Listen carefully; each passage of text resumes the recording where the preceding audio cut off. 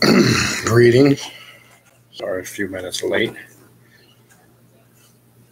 Just trying to get some food down real quick. I'm just going to wait for a few people to show up, then we're going to get started.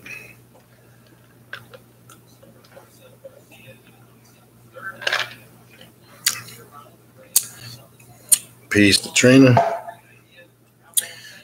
We're just going to wait for a few people to get in, and we're going to go ahead and get started. All right. What's going on, Black Tower? All right.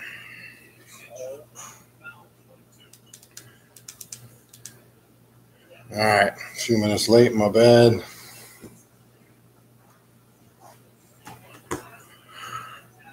Okay, Edwards, what's going on, brother? Yeah, I ain't seen you in a minute, Black Tower. I figured you was busy. Let's say it's what it is. You got to handle your business. Peace, brother David. Again, if I begin and I don't greet everybody, just peace to everybody in the room.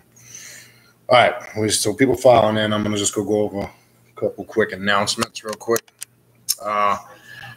Just a reminder, Wednesday is the cutoff to request an invite for the ritual. We are not taking any more invites after Wednesday. I have contacted everybody that's emailed me, again, to my knowledge. But as you know, email can go to, a junk box, or I might have missed it. So if you're watching the video now, or you watch the upload of it later and you sent me an email for an invite and I didn't get back to you, send me another email because I might have overlooked it. But to my knowledge, I have contacted and spoken with everybody that will be attending. Be on time, very important. Those that have attended over the last few years know we don't play around with that. We actually start on time. So Wednesday is the cutoff day. That's the final day you can request. After that, we're not taking no more invites. That's it. You can email me at the email that's in the description box of all the videos, khnum19@gmail.com. And I will get back to you as soon as I am able to. If you send something tonight, I won't be able to get back to you tonight, probably sometime tomorrow. Also, I am two days out on consultations or spiritual readings, depending on which one you have requested. And just so you don't have to email me and ask me how it works and the charge and all that, I usually go over that right at the beginning of the video. If you can't get to me in person, it is done in a private Google Hangouts call. You do need to specify if you want a reading or a consultation. It's two different things. So again, I have to go over that frequently because some people still get a little confused with that.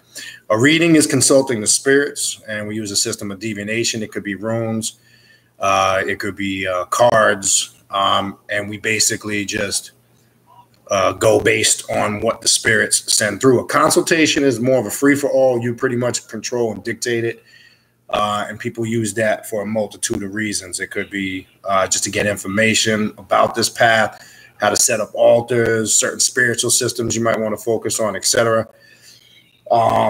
And whatever else comes along with that. So I just want to make it clear, that's the difference between a reading and a consultation. Sometimes people get that a little bit confused. Lasts up until an hour max. And I do charge $52 to do it. And you can pay via PayPal, or you can pay prior over the phone before we start. I do ask you at least give me 2-day notice. It's hard for me to do it right on the spot because I kind of just go in order as I get them, which is the fair and correct thing to do.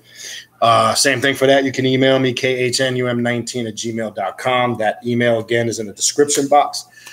And I will say this. We're putting a lot of work into this ritual for Friday. I can tell you that. It's going to be more work than I thought, not in a bad way, in a good way. As far as the what's going to be set up and what's going to, take place as far as the outline of the ritual. I think it's going to be very good experience for those that are attending. If you are attending, probably recommend you take a You know, if you can't do a full cleansing bath, but I would take some type of bath. I would make sure you're in the right frame of mind. Very important. Never come to a ritual like this when the mind is jacked up, because you transfer that energy to everybody else there, and some people will feel that and might call you out on that. So it's very important you come in the right frame of mind. Look, I'm not saying everybody's going to come, you know, perfect with no problems in life, but what I'm trying to say is you definitely need to be in a clear state of mind and focus in on the ritual. Those that I've talked to, make sure you're wearing comfortable clothing. Very important. You know what you need to wear, but make sure it's comfortable. And like I say, we put some work into this one. A little more work than we originally had planned, but in a good way. So we're looking forward to that. Brother Jack, if you're watching, you better call me. We were supposed to go over some drum rhythms on Sunday. I ain't hear from you, brother. So I'm gonna blast you after I get off of this. I'm gonna give you a call. Gotta see if you can swing by this week. Anyway, having said that, that's what we got going on. So what I want to go over tonight, I'm gonna shift gears a little bit. Being a Black Adept, regardless if you're male or female, that's irrelevant. Tapping into your power. If you're familiar with some of the Egyptian terms, we're going to talk a little bit about what we call Heka, right, or Egyptian black magic. And as I said before, again, peace to everybody in the room. If I haven't greeted you personally, for the sake of time, peace to everybody. As I've said before, you have a lot of quote unquote conscious circles that exist, you know. And again, I don't knock or, you know, take a dig at anybody. So I just speak in general. The thing that's, you know, always has stood out to me over the years in these quote unquote comedic conscious circles, I'm basically talking about, they talk about everything in reference to Egypt as being, you know, fluffy and light, and everything is, you know, Hotep and, you know, Aset, the mother goddess, and they don't talk about the dark sorcery or sorceress side of Aset, and as if only aspects of Aset are this docile mothering type of nature, which is, it's dumbed down, and it's just a lot of the stuff on the surface is either that or connected subliminally to religion. You still got people correlating religion to ancient Egypt as if we really give two shits. Now, our Black Adept don't. We're supposed to be past that. You know, the horror stories, the Jesus story. Who cares? Quote unquote, that's okay for historical information, but how is that really going to help you in essence and demonstrate and show improving your power and wisdom as a Black Adept? So sometimes we get caught up in the history of things, right? And what tends to happen in a lot of these circles, a lot of these discussions and debates are based on how great we used to be or how great the ancient Egyptians were. And back then it was this and that. And as I've said before, a lot of the problems in those circles is they have a sickness called back in the day itis. The issue with that is we've got to have practical solutions in 2018 that we can apply to our everyday life to get results. All right. Bottom line is you come on this path, and I've mentioned this before, and I always like to ask people that in private conversations, not to put anybody out there on blast, but why do you want to come on this path? And, you know, you get a wide variety of answers sometimes, some to the extreme, some to the mundane, some to the kind of predictable. And as I've mentioned before, the key to coming on this path is because you want to perfect yourself, right? You want to make yourself kind of like the Army slogan. You want to be the best that you can be. And that's the objective. And in order to do that, you have to have practical things that you can actually put into practice to get results. What kind of results? Financially, mentally, emotionally, spiritually, things that you can apply. That's what Heka was about in ancient Egypt. That's what the coming forth by day is about. And when you read the coming forth by day, which if you really understand ancient Egypt, it's a spell book. If you've really gone through the text front to back, you will see all throughout the different scrolls where the name is blank. That's where your name is inserted. Or that's where the adept would be enshrined in the mysteries and be able to cast some of them spells. Nobody talks really about it being a black magic or a book of Heka. Unfortunately, that's even looked at kind of like an Egyptian Bible. I hate to say it, but that's the reality. And we need to look at the magic that is hidden in there. Well, it's not really even hidden because it gets into the whole science of what we're going to talk about tonight, the Black Adept. It gets into, there's many spells in there and different sections of it dedicated to a pep. You got, I believe it's in spell 7, when you go into the 7th spell, it talks about shedding like a pep. The adept sheds his skin every night and regenerates it or renews it in the morning. These are a lot of symbolic terms that we apply to ourselves as a Black Adept. As we know, dealing with a pep and chaos, before we get into the Sekhem and the power and the living Ba, we know everything emerges out of chaos. So a Black Adept, no, and that's not a bad thing. We've talked about that many times, in the past couple years. So we're going to revisit a little bit of the a pep chaos aspect. All right. In order to have order, right, you have to have that chaos first. Well, a Black Adept is skilled at taking that pure primordial chaos, which is the most powerful energy that exists within the subconscious mind of the adept, and makes order out of it. And these are the steps to how you create your path to self-mastery. Now, part of that process is going deep within, as we say, the abyss of the subconscious mind, right? What that basically means is when we say, and not just to say it, you hear it all the time. You'll hear me say, you must face your bullshit. You must go into the inner depths of your subconscious mind, and you must bring everything to the surface, not just your strengths, because as I said, any of us can sit down and tell you all about talents and what we're good at. But what we won't sit down and do for the most part, I'm not saying per se people that are watching or, here now, we won't admit our faults, our weaknesses, and how as adepts to perfect yourself on the path to self-mastery, what steps and measures we need to take to fix that. What do I mean by that? You might have a really bad temper, right? You might be a shitty mother or a father, right? You might have this envious thing where you're envious of others because when you see others succeed, it shows you where you're failing at. But rather than you recognize that, you want to play the hate game, as we call it. Stop hating, right? You hear that term, right? So we look to blame others for our shortcomings rather than take responsibility for them and correct them. That's what this is about. So it's easy to say I'm intelligent, or I'm good at this. I got this skill. I have this talent, whatever. Anybody can do that. But it's a little more difficult to sit and look at yourself in the mirror and say, you know what? I got dietary problems. You know what? I don't exercise like I need to. You know what? I'm not really putting in the time, you understand, that I need to put in to spiritually grow. But yet I'm finding excuses why I'm failing, right? This is the tough work, or this is the work that really takes effort and energy, because that's what it means when it says you must. That's what it means when you say you must face your bullshit. Because when you deal with the chaotic energy of the dark abyss of your subconscious mind, you're bringing everything to the surface. Not all of it bad. You're going to bring that good stuff too.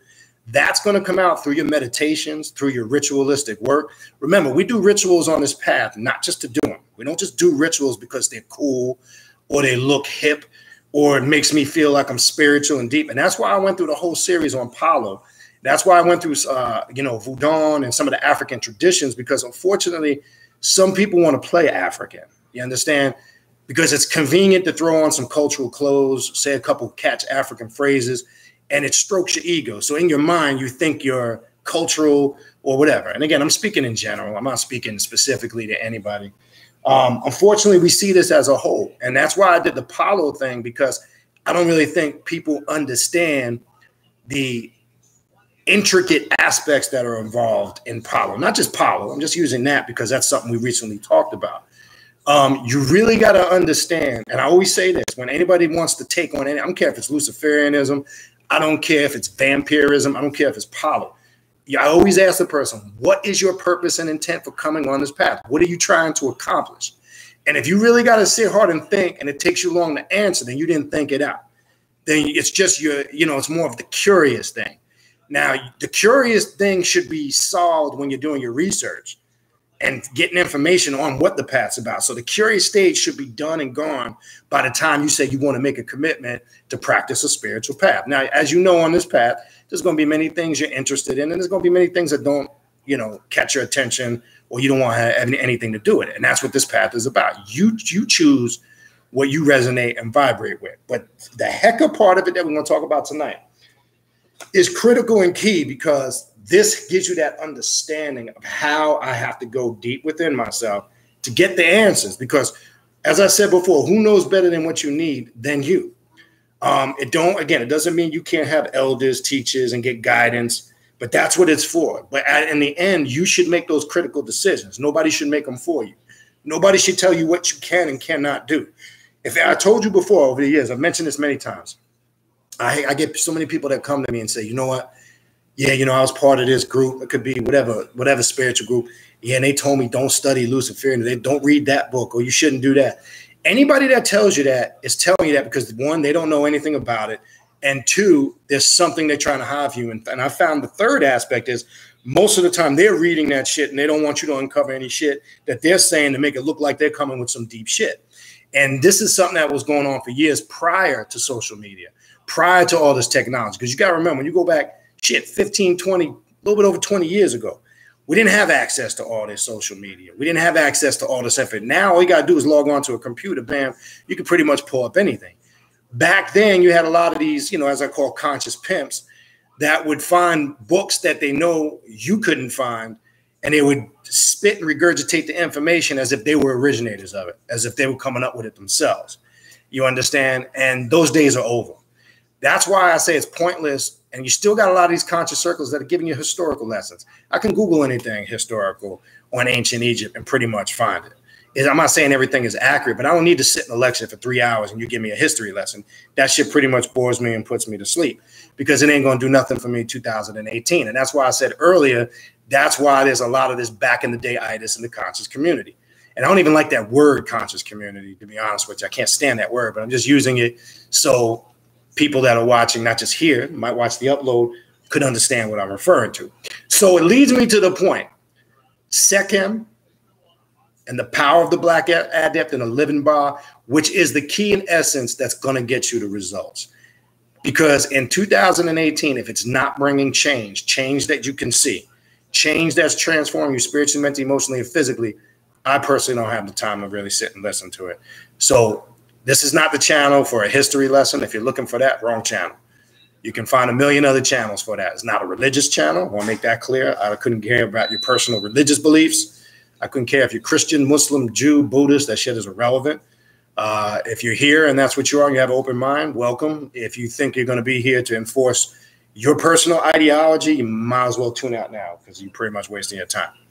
So having said that, what we're going to discuss, I'm going to go through a section, have a couple small sections prepared. And here's the thing. I want you guys to start. And again, as you know, after I'm done going over whatever material I have here, I will go back from the beginning of the chat log, work my way down, read your comments and your questions. I'm not going to read your personal dialogue between each other. I'll just leave that be.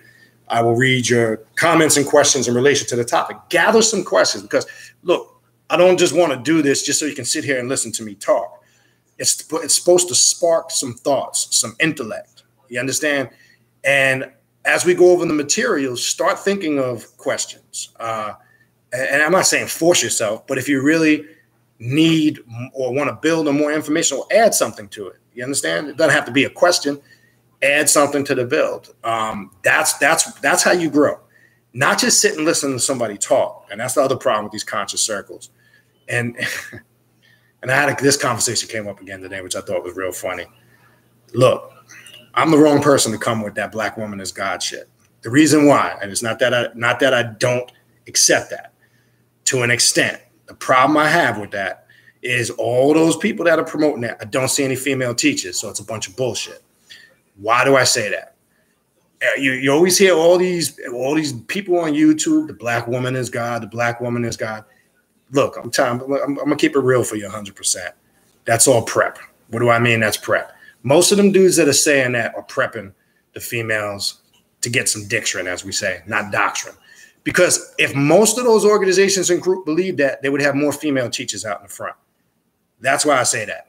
So it's not that I don't believe that the black woman or the black man, male and female, really make up that harmony that you need to create God. So they walk side by side, hand in hand. I don't agree one is above the other. And that's what we teach. That's what the Baphomet symbol represents. The combination of the masculine and feminine energy, creating that totality, that equilibrium, that balance. As you know, I'd rather say harmony. So I want to make that clear. I'm the wrong person to come to with that. But anyway, so the Necrominion book, which you've seen me mention this quite a few times over the last couple of years, I'm going to take a section out of there, page 84, the Black Adept and the cult. It refers to it as the cult of the living Ba, right? Page 84, if you have the book, and I know a lot of you do, so you can kind of follow along. So it says, like the Egyptian pharaoh, the Black Adept becomes an earthly embodiment of the traits and quality of the Neter, Heru, or Horus, the successor of Re.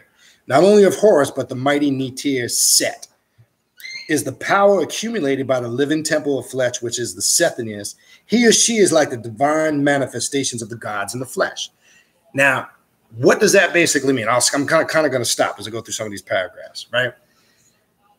We embody the aspects on this path of the deities. We don't worship them. The problem is there's still people subconsciously that approach the Egyptian deities in a worship sense, and some of them aren't even conscious of it. Some of them, like, they'll use terms like the Most High. That kills me. And they'll say they're not religious. And my thing is the most high of what? Well, the Most High. So are we saying that there's some Most High spooky being somewhere up in the sky? No. I meant my higher self. No, you didn't. You actually subconsciously still have the trauma and impact of religion on your subconscious mind. You just aren't aware of it. But sometimes your actions will spit it out. And that's normal. That's going to happen sometimes. First of all, when you're using terms as the Most High, you're making the separation. And remember, on this path of being a Black Adept, once the Adept removes himself from the center of the equation or herself, you are not in control no more. You are not God. Once you submit your divinity to something outside yourself, you are no longer God. You have accepted the illusion. You've accepted a belief system that is not a reality. Okay? So you can't use that term and say you're not religious. And it happens all the time. I've heard people say the Most High Ra. That kills me. So you look at the deity Ra as a monotheistic Christian, a Muslim, or a Jew looks at Allah, Jehovah, Yahweh, or whatever title you want to use, Theos. How does that work? And then they'll stop and they'll think. The very fact that you got to stop and intently think shows that came from the inner depths of your subconscious mind. So you might go into some of the work and realize you're still approaching some of this through religious eyes. That's my point. And I'm telling you this because as I go back in the day on my first, stages on this path, I experienced it. So I'm not saying it because I'm trying to point out other people's faults and weaknesses. I'm saying it because I experienced it. You can't bullshit me and tell me that it doesn't matter if you're seasoned on this path. It doesn't matter if you're brand new. We all struggled with it at some point. Okay. So we got to get step one. You got to get past that. We can't be looking at these deities as external things to worship because then we're back to religion. It's no different than being a Christian or Muslim or a Jew again. You understand? Or whatever, a boot, whatever you want. You understand? So we embody the aspects of what the deities, the Neter, the Ogre, whatever terms you want to use represent, right? Now, when it talks about, and I mentioned this last time, when it talks about, notice it uses two archetypes or deities to bring that harmony within the Adept. It mentions Set and Heru, and I mentioned this before. See, everybody's always on this fluffy, Heru and Osiris and Aset, right? As if they're the only, powerful deities in ancient Egypt. Remember, Heru or Horus represents the weaker side of your nature, the conformist. The one that conforms, the one that follows what everybody else does, the one that stays, is a do-gooder, stays in line and does what they're supposed to do. Set represents that aspect of your nature that's non-conformist, the rebel, the one that's going to speak his or her mind, the one that's not going to follow what everybody's going to do, the one that's going to do what they need to do to satisfy themselves, the one that's going to create their path to self-mastery, not follow somebody else's path. So you always struggle with that Set Heru energy within yourself on a daily basis, to the very simple fact of making a decision on what to eat and drink. You're struggling with that Set Heru energy all the time. The mysteries of the Black Adept, and we did rituals on this just a couple of months ago. We did a ritual called the Invocation of Set Heru. And what that does, prior to that, we did the ritual of Anubis and the ninth gate. And I mentioned this a couple of times over the last few months because it's pertinent to what we're discussing now. Because when you read the 12 gates of the duat of the underworld, when you get to the ninth gate, Who stands and guards the ninth gate? Set and Heru, right? They stand at the ninth gate. That's symbolic of when the Black Adept reaches that point in their life where they're going to be faced with the critical decision. Are they going to be a conformist, cave and give in and go back to doing what's comfortable? Or are they going to make it through that part or of their journey and deal with the struggles and hardships and overcome them and be successful? That's what a set-minded person would do. A Hebrew-minded person is what everybody else is doing. So the Egyptian conscious thing is cool. So everybody now in the last 10 plus years wants to play Egyptian, 15 years, whatever. Everybody wants to wear Ankhs and everybody wants to say Hotep. Those are your Hotep Heru people. That's who those people are. And again, look, I'm not knocking it. Don't take the shit personal if you're one of them. I'm sorry, I got to call for what it is. But it's like a facade. It's like a show. And as I said before, just because somebody says Hotep or Alafia or Ashe, that don't mean they're spiritual. Okay, just because somebody's wearing some type of African or Egyptian garb, just because somebody's got on some Egyptian pendants, that don't make them spiritual. Because I've seen it all before. The outside looks heavy, deep, too deep for themselves. But in here and in here is all fucked up. That's the key. If this is jacked up and this is jacked up in here, it's irrelevant. You could be Hotep all you want. You could play Alafia all you want. You could do all the rituals with the Orisha. You could do all the Kemetic yoga and meditation you want. It ain't going to do nothing for you because the only one you really fooling is yourself. That's the first thing a Black Adept realizes, that if I'm God, the first person I can't fool is myself. So even if I'm creating this illusion on the outside that I got my shit together, but I really know what's going on within myself. All right. All right. Think of your life and the quality of self-determined achievements to be the foundation for your extent of rule, the symbolic rule of Upper and Lower Egypt. Thus, you are identical to the pharaoh who is complete ruler in your own life. It is a pharaoh as a natir manifest on an individual level. Your lands is the material life you shape over the years. All right. So you, this is very important. Your life, right? Okay. Or your lands is the material life you shape over the years. So you, in essence, are always that creator in control. You are laying out that path. You are everything you do in your life, from the mundane decisions you make, the choices, the things you set out to do. You are shaping your life, that path. You are creating the very essence of who and what you are. And ain't nobody else doing it, right? Okay. Your subjects are those results and achievements made, including all your loved one, family, or pets. Who else is responsible for your choices and goals? See, that's step one, right? And I've always bring this up. It's very also trendy and fatty to say I'm God or I'm a goddess, right? I love when people say that. And I say, okay. Can you explain to me in your own words? And the key in that sentence is in your own words. I want to make that clear. Can you explain to me in your own words, not something you read from a book, not something you heard in a lecture from somebody? Explain to me in your own words, what does it mean to you to be a god or a goddess? Right now you can hear fucking crickets. This is what it's talking about. Step one, being responsible, one, for your actions, your choices, and your decisions you make in life. See, a real god or a goddess doesn't blame anything or anybody. A real god or a goddess takes responsibility for their successes, but they also take responsibility for their failures. And I see this all the time in readings and consultations, because 70% or more people always play the role of the victim. I'm going to keep it real. There's always some external force at play creating hardship in their life. And then when you build with them on basic things like, well, you start talking to them about the company they keep, the social circles that they, are involved in. Then you find out they're in these horrible relationships. They're with these people that treat them like shit, that ain't got nothing to offer to the relationship. Or you get these people that take an individual that's broke as shit, right? They take some brother in their house that's broke as shit, ain't got a pot to piss in, and then they want to know why their relationships are muck and their households in chaos and they're struggling financially, because you got that broke ass dude sitting on the couch playing PlayStation 4. And you allow that shit to happen. And you go to work in the morning and you come home and that fool is still sitting on the couch playing PlayStation 4 because he thinks he's so suave and smooth that he can just play off the emotions. Vice versa. You got it. You got some women that are bummy too. So I'm not just gonna bang on the males. It works. It's a two-way street. So it always, when you're trying, an adept looks first at the simple, mundane things when they're looking to correct things in their life. Look at the basic stuff.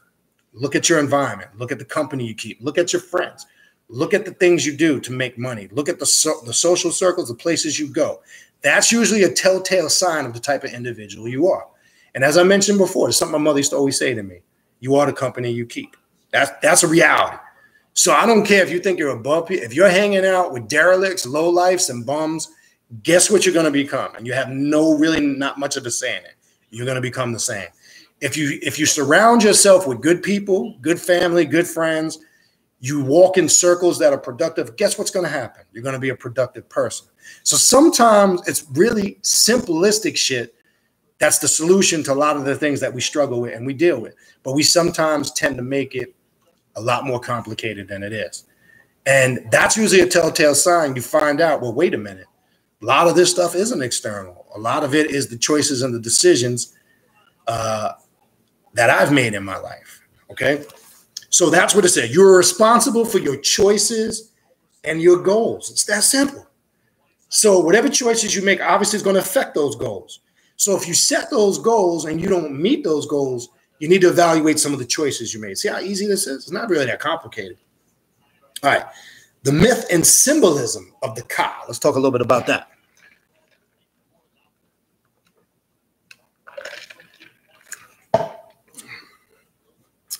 All right. The ka leaving the body at the moment of death. The ba after ascending to the ka to unite. And the ak comes into being in the heavens, the abode of the gods, among the stars. Do you choose to believe this literally? All right, I'm going to stop there for a minute. Think about that for a minute. Do you choose to believe this literally? Now, remember, a lot of these texts were conveying stories of things that took place within us, but they had to convey it on a way that everybody could relate to it in a simplistic form. That's where Christians get all run amok, where they're so confused sometimes, where they pick and choose what they want to pass off as being literal. And then when it's some shit they can't explain, oh, well, that's metaphorical. No, that's not. Look, these all were symbolic stories trying to convey a message of things that take place within our psyche and within ourselves. Watch this. Just like the chaotic waters of Nun. What was that? We all know what that was, right? The deity Nun and the chaotic waters of Nun. We'll talk about that in a second. All right. I strongly suggest skepticism in all things, yet use the myth and symbolism to inspire the attainment of knowledge, power, and the inspiration of your true will. Let the myths serve you. Never become a slave to them. Say that again. Let the myths serve you. Never become a slave to them. So it's just like when you're reading books and studying, you're taking information. This is what we do as adepts. When you're creating your own rituals, you always hear me say, don't verbatim replicate a ritual exactly how you pulled it out of a book. We never do that as a Black Adept. Use it as a guideline and a blueprint to get your creative, juices flowing so you can create your own ritual. Put your own personal touch on it. Why is that important? Because when an individual sat down and tapped into their power, that's their personal energy. They created that ritual with a personal part of their psyche, an aspect of their DNA, and it's embedded in that ritual. So in essence, it doesn't mean that it's a bad thing. It's not necessarily a good thing. When you copy it verbatim, you're really tapping into their energy, number one, and it's actually giving them more strength. If you understand real vampirism, you understand why I'm saying that. When you take that same ritual, but yet make adjustments, whether there's subtractions or additions, changes in wording, adding things, etc., you're now adding your own personal energy to it. It now becomes yours. So it's the same thing. I always tell people that term there, I say, don't let the book master you. Use the book so you can master self. It's the same thing. So that's how we look at books. Books are necessary. Research is necessary. But we don't look at it as the telltale all or the major dependency of if we're going to succeed in the work that we do. Because that's what books are for. They're for guidance. They're for information. They're to give us ideas, to lay out blueprints. But never as an adept, word verbatim, copy anything identically out of the book. And it's more powerful when you create your own stuff. whether it's sigils, whether it's amulets, symbols. I told you, when you do demonic integration work and you tap into your personal daemon, you will get a lot of symbols that you're not going to find recorded in any book. You're not going to find it in any Goetia books. You're not going to find it in any books that you've read. That's because it's personal. Because when you tap into your own personal daemon, we're going to talk a little bit about the Agatho daemon. When you tap into that, you have now contacted, quote unquote, the highest deity you'll ever make contact with is the one that's self-created. Not the one that was introduced to you, not the one that you read in a book, not the one that somebody brought to your attention. That's why you always see me promoting personal demonic integration work. When you contact your personal daemon, I can't even put it into words how critical and important that is and how that's going to assist you on this path, right? We talked a little bit about aspects of that in vampirism, dealing with servitudes, right? Creating entities, right? Creating magical entities to do your bidding, right? When you understand how the subjective realm and the objective realm works, you will understand your true power. And this is why we say a Black Adept is always in control of themselves and their immediate environment. And this is why other systems don't work, because they teach you a save the world mission. And it's never going to happen. There's never going to be a day where we're all holding hands, singing Kumbaya, running through grass fields, butt naked. It's never going to happen. You're fooling yourself if you think that that's going to happen. And that's the problem. Those systems promote this illusion of false unity. First of all, we're tribal by nature, number one. This is why when you get a certain amount of people in a room, personalities clash, because that tribal nature is in our blood. Sometimes we're in a room with tribal blood that have been at war for thousands of years. We just don't know it because we're not familiar with who's in the room, but we sense the energy. So you got to understand all those spiritual aspects of self, right? And I mentioned this before. This is critical to understand. When you look at being in control and nobody can penetrate your immediate environment. If you master that first, the rest takes care of itself. Am I saying external things outside of that do not have some type of effect on you? I'm not saying that. I'm not saying there's not external things in the world that don't have some type of effect on you, but it only has as much effect on you as you allow. That's why people get caught up, whether it's these police shootings, whether it's a lot of this Donald Trump politics shit, all that's done intentionally to control your emotions and instill fear in you. Because I said this before, all you got to do is go look up the statistics. And I'm not downplaying and I'm not saying it's right. There's more white people shot every year by police and killed than there are black people. You don't think so, because the only ones they promote for sensationalism is black people getting shot, Latinos getting shot, or some type of ethnic group getting shot. The bottom line is this. This has been going on since day one. I mentioned this a million times before. It's just now with social media and Facebook and YouTube, it's uploaded in real time. It's not that it's increased. It's just that you're seeing it more. Those of us that grew up 70s and 80s, we used to walk to school, watch them pull bodies out of the garbage bins, the dumpsters, pull them out of the subway. We see this shit on the regular. We used to see shit at the beginning of the month, Lower East Side on Delancey and Essex Street in New York. I used to see TNT come around. Broad daylight. Beginning of the month, when everybody gets their welfare checks, they pull up in a black van wearing all black, shake down the drug dealers, beat the shit out of them, and take their money. You think it's a drug bust, but it's not. You understand? These things have been going on for years. It's nothing new, but the reason why I'm bringing that up is they get into your emotions because they want you to react. A Black Adept doesn't react, they proactive, right? Like I told you before, all the marching, protesting, Black Lives Matter, you can waste your time and energy with that. It's going to do absolutely nothing. And as I said before, the Jews are behind all that anyway. They control all those organizations, just like they do the NAACP, Rainbow Push, all of that shit. That's just the reality. You understand? But anyway, I don't want to get sidetracked. Let's go through the rest of this. All right.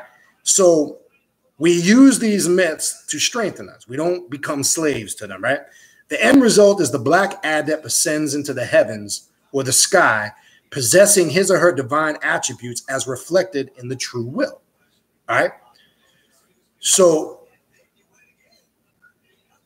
back up. The end result, let me say that again slowly, is the Black Adept ascends into the heavens or the sky, possessing his or her divine attributes as reflected in the true will. What is real black magic? Enforcing your will on an outcome or a situation where you can influence it to go in your favor. Now, we talked about greater black magic before in the past, medial black magic, and lesser black magic. 9 out of 10 times you're going to be using lesser black magic. Greater black magic only applies when you've pretty much exhausted all your other options. When you've done that and you can't get the result, that's when a greater black magic working is called for. You don't just randomly do greater black magic for everything, because 9 out of 10 times it's not necessary. If you're an effective black magician, usually a LBM or a lesser black magic working will suffice if you know what you're doing. All right. So you've tapped into your true will, your true nature is what this is saying. A passage in the pyramid text presents the pharaoh as manifest with the boss of both Horus and Osiris. All right. The identification of the deified dead ruler is later shifted to become like the Natir Osiris. The text, which is adapted as a ritual to establish initiation with the Nita of Sekhem, as being manifest with the Bas of Heru and Osiris. The power is with the Black Adept. His Ba is about him or her. His cunning is upon him, which Heru gave to Osiris, that the Sethinus may establish in the heavens as a mountain and pillar, or Zed, or you hear Zed, sometimes pronounced with a Z. When physical death occurred, the pharaoh is able to then ascend and depart the physical world, that he may become an Ak. The deified dead becomes as powerful as a god and successor to Usir or Osiris. The Ba of the modern Black Adept is identical to the initiatory hermetic magic in life. The Ba of the Black Adept has then come into being within the surrounding for a time, the corpse. The funerary spells make the utterance that thy Ba is within thee, thy power is around thee. Be thou established of masters of thy power, right? So that's dealing with the living Ba, right? So that power that it's talking about there, right? And it took something right out of the pyramid text. And remember, performative utterance and invocation is critical when working Heka on this path. Very critical. If you're not able to understand the science of that, you should really look into it, because your performance, utterance, and your invocation, whether you're casting a hermetic circle, whatever it is you're doing, is critical in working this path, because the passion and the power is behind it. If you don't have that passion and power when you're doing it, it becomes fruitless, becomes pointless, right? All right. So the next section, and these aren't long, these are pretty short. I want to finish the Ka, the Ak, and the Agathel demon, and then I'll stop there. It's only a couple pages, and then a short section, a very short section on the Sekhem. All right, and then we'll kind of have a discussion. I'll go through the comments. So again, if you're typing in questions, comments, just be patient. I will get to them. I'm just going to finish this material.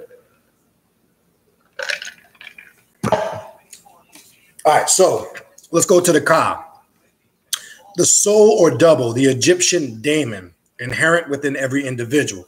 Now, we say daemon, I want to make this clear, not so much for people that already know or familiar, but maybe you don't, you're hearing that term.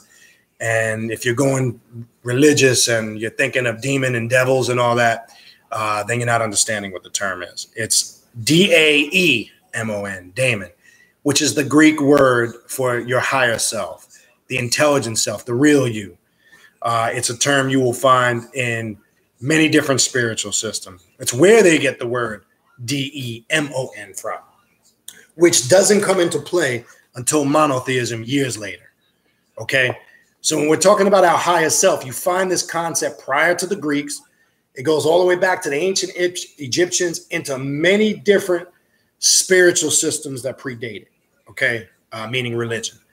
But most people hear that word and they immediately go to religious theology and they start thinking of D-E-M-O-N-S. Now, again, you can just look basic research while you're watching this, type it in, Wikipedia and all those other internet sources will come up and we'll explain pretty much what I just said. So when we say that, when I say the word demonic integration and daemons, that's what we're talking about. And this is the higher aspect or the higher intelligent portion of yourself. This is the aspect of yourself that gives you the ability to tap into your subjective realms, which is where you go to create your personal daemon, where these things manifest. Because let me look at it this way. Reflect back through your life, whether when you were a kid, think of some of the crazy shit you thought of in your mind growing up, whether it was in a dream state, whether you were just sitting there daydreaming, or you just were randomly wandering off into la la land, right? Think of some of the crazy shit that we all probably have thought of some crazy shit and said, man, where the fuck did that come from? Because it really couldn't be explained to something you could correlate to the objective. That's the whole point, because everybody has their personal subjective experiences, and that's what they are. One, they're personal, and it's tapping into an aspect of your subjective realm. So when you're doing that, look at the personal daemon aspect of yourself, strengthening that ability and that power, because that's truly where you tap into the astral realm, quote unquote. That's where you start to have the ability to astral travel, when you vibrate out of person, place, and thing. When you're not confound to person, place, and thing, a three-dimensional existence, you are now thinking with the mind of God, right? Because how can you understand who and what God is, trying to even answer that question, right, from a religious perspective is ridiculous. But when you look at the aspect of getting answers to a lot of these quote unquote things that have been mystery to you, life and death, spiritual entities, spirit bands, I'm just using terms people can relate to. When you tap into the astral realm, you start to encounter those different energies. You start to experience them. You don't ask about them no more. You don't wonder. You now become part of the experience, quote unquote, of that spiritual realm. And you have different perspectives that you tap into your subjective, right? When you're working greater black magic, that's what you do as a black adept, a black magician. You tap into the aspects of your subjective realm. When you do that, then the goal of the adept is to make that a reality on your objective realm, right? That's the whole purpose of this. This path, these teachings, this system teaches you that, if you're able to apply it. Now, nobody's going to do it for you. No book is going to do it where you're going to pick up one book and read it, or 2 books or 3 books or 10 books. You got to put the work in. See, that's the thing that kills me. People think they're going to join some group or some organization or get a card holding membership in some esoterical society, and that's going to fix all their problems. It's not. I'm here to tell you it's not. Trust me. When you actually take the effort, the energy, and the time to put things into practice, and there's not one particular way to do this. I want to make that clear. It's not going to be identically the same for everybody.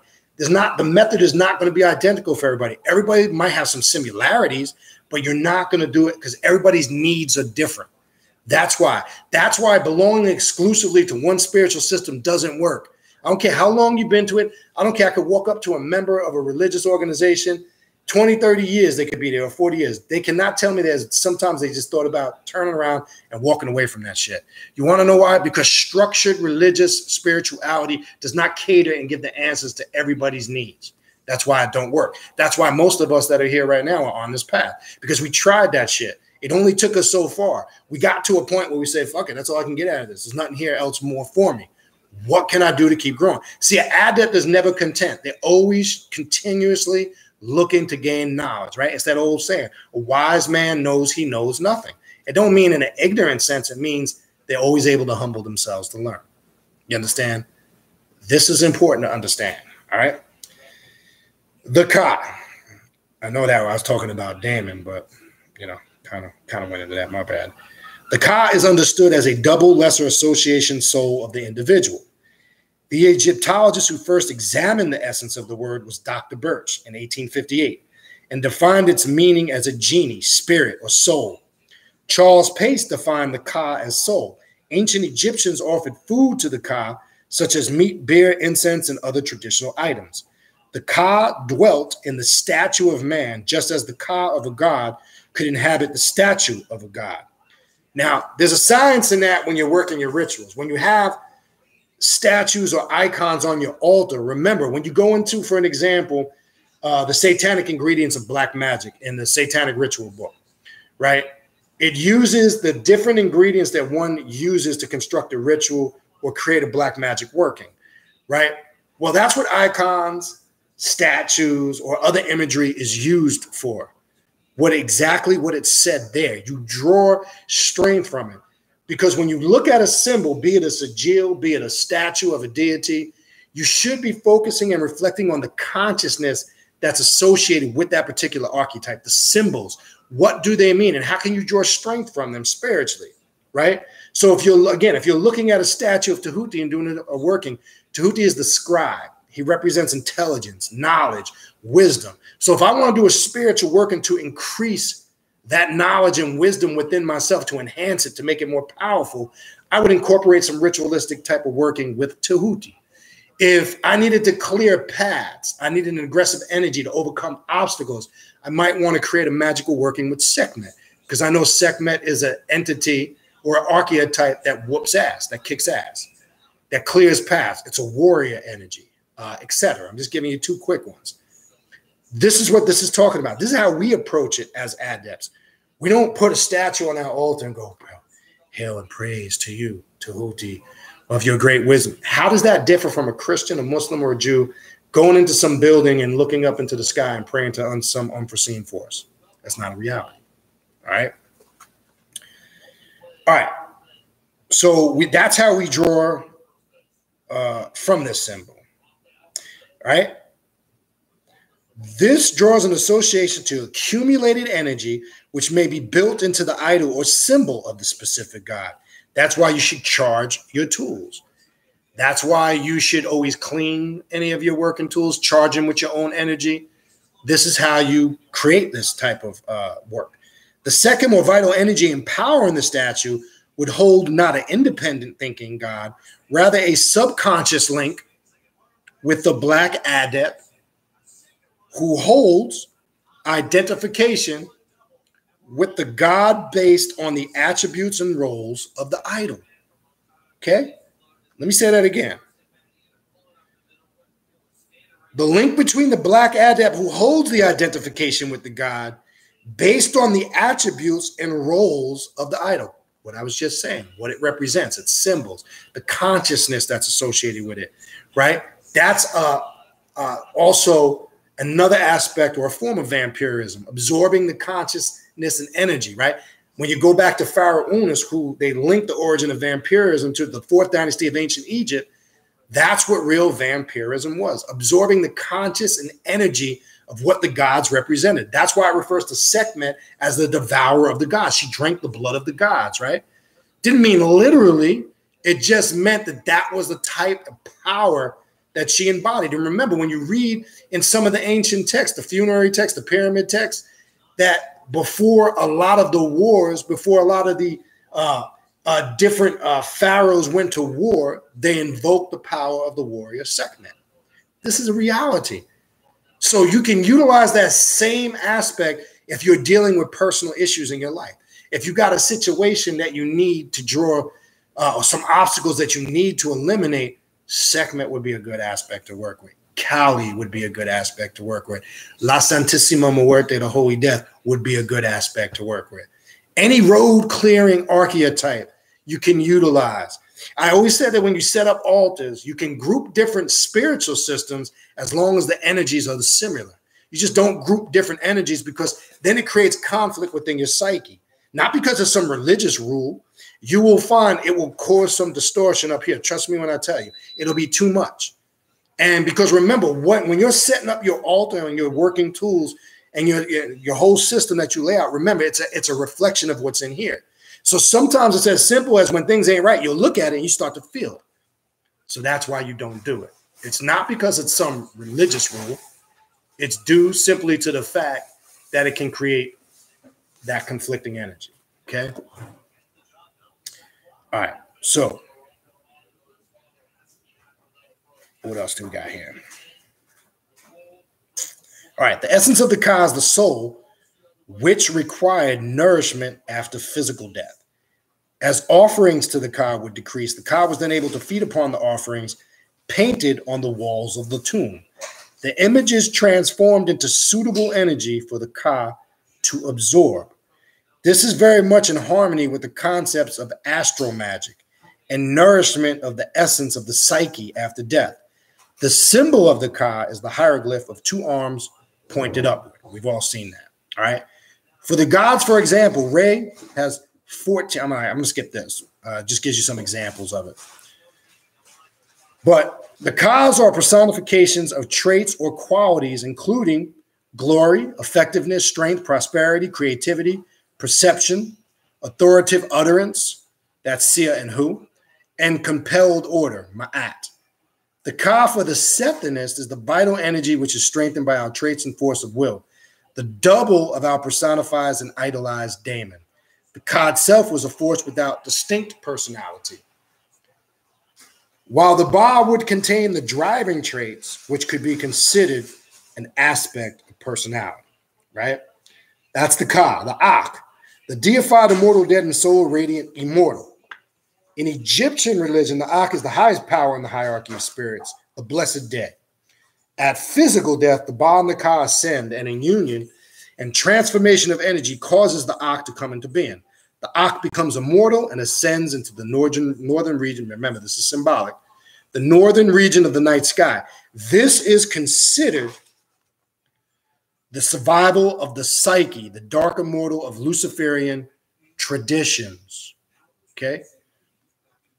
This is only attainable after physical death and would hold little of the consciousness or personality one possesses in the physical body. The Akh is depicted as a mummy, as many of the gods, in wrappings or rare instances as an ibis. Ascending as the Akh requires discipline of will and the self-determined power of Heka. In addition to the word Heka representing magical power, there is no Aku. While Heka was associated with the living material, Aku was associated with the blessed dead. That's a term, Aku. You'll also see it in Ifa as Iku, I-K-U, and it represents the spirits of the dead. They call it the Iku, right? Or the death current, right? Or death energy, right? Blessed dead in the material. Isis used Aku power to work her magic, as did Tahuti. And as I said earlier, there's a darker side of Aset. I found something. I'm going to show if I can pull it up. I don't know if people realize in Sanse, Puerto Rican Spiritism, they have an aspect of Kali that they work with.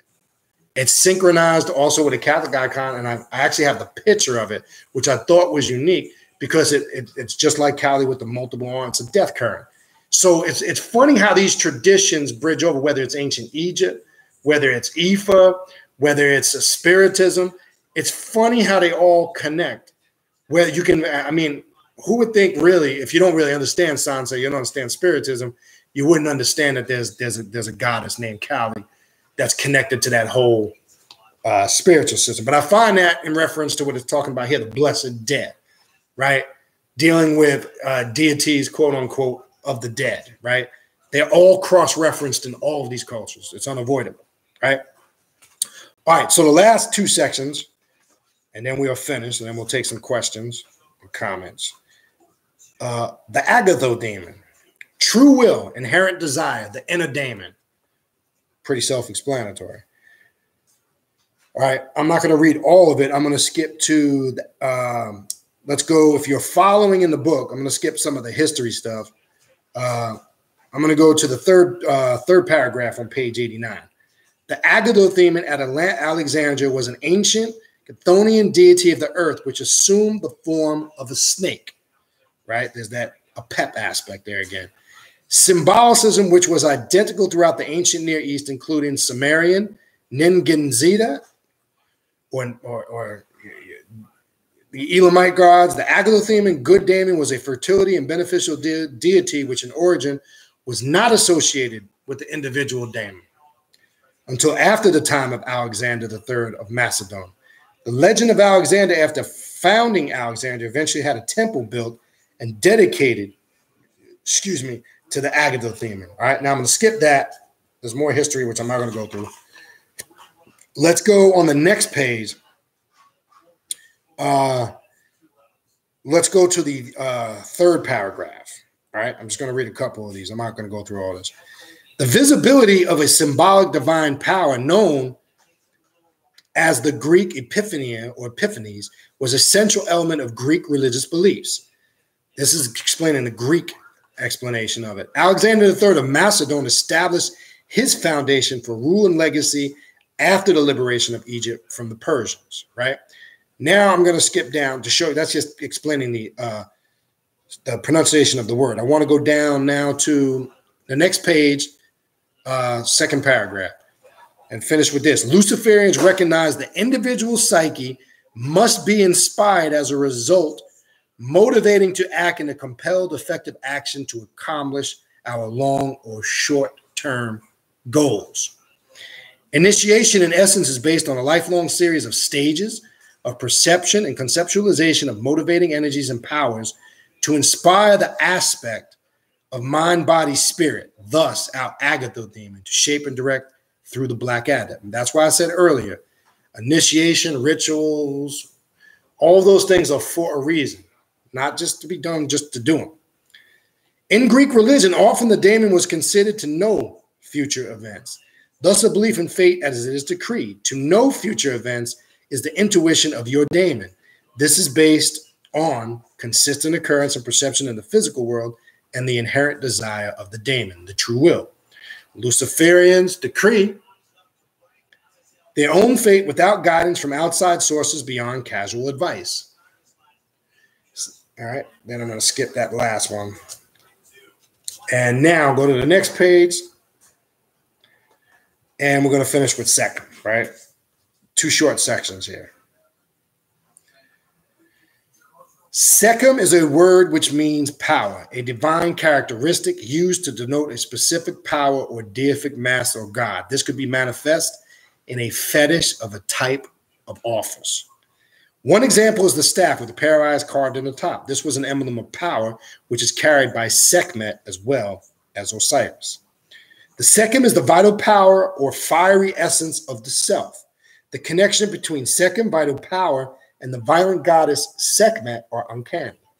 The passions and instinctual drives are based in the prime or predatory desire the Black Adept must seek to shape and direct his power in accordance with the will, rather than allowing the passions to overtake and master us. This is not the denial of indulgence, rather the disciplined appreciation of the significance. It says balance here in all things, but I rather use the word harmony. All right. All right. Just give you some basics. I don't want to go into a whole. And again, if you have the book, I skipped around and I wasn't going to go through everything word verbatim.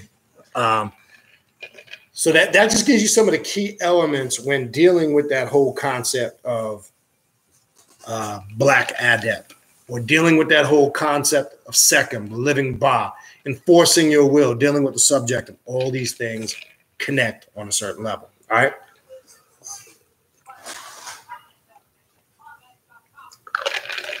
All right. I'm going to scroll up. Hopefully you guys got some questions, some comments, stuff to add to it. Let's see what we got. All right. I'm going to skip all the greeting stuff. Again, if I didn't greet you when you came in,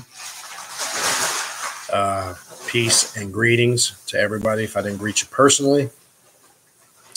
All right.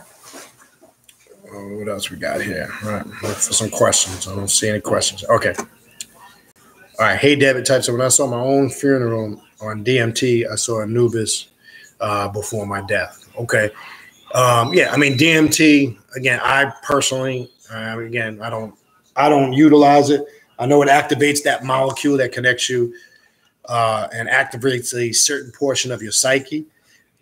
Yes, I mean, you can use hallucinogens. You can use, certain herbs that can induce that state. You could also do it without the aid of it. It just depends on what path. Again, I don't knock whatever works for you because that's part of our spiritual systems. The shamans used it. The Tibetan monks used it. You'll find it in spiritual systems. I would just make sure, obviously, when you're doing that, you use wisdom. But yes, if that was your experience, it definitely will indulge. It definitely will enhance aspects of your subjective. You will tap into higher aspects of it. All right. So what else do we have? Okay. The Black Tower types in a very good, simple advice. If you can't be honest with anyone, be honest with yourself. And that's step one as an adept, because like I said, even in this occult thing, it's not even just in the, some aspects of occultism has become religious, because again, I find that these systems can be very, trendy. People get caught up in the physical things, the symbols and the dress and certain aspects of it. And because they're playing a cultist or a comedic mystic on the outside, as I said earlier, inside's all jacked up. You know, they're still dealing with lower levels of their mortality, right? They want to play spiritual, right? That's why it kills me.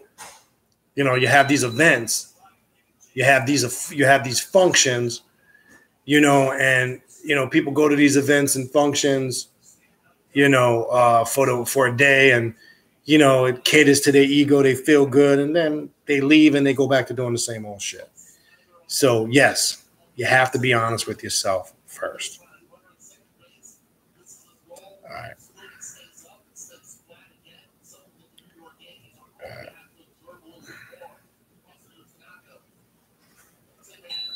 Okay.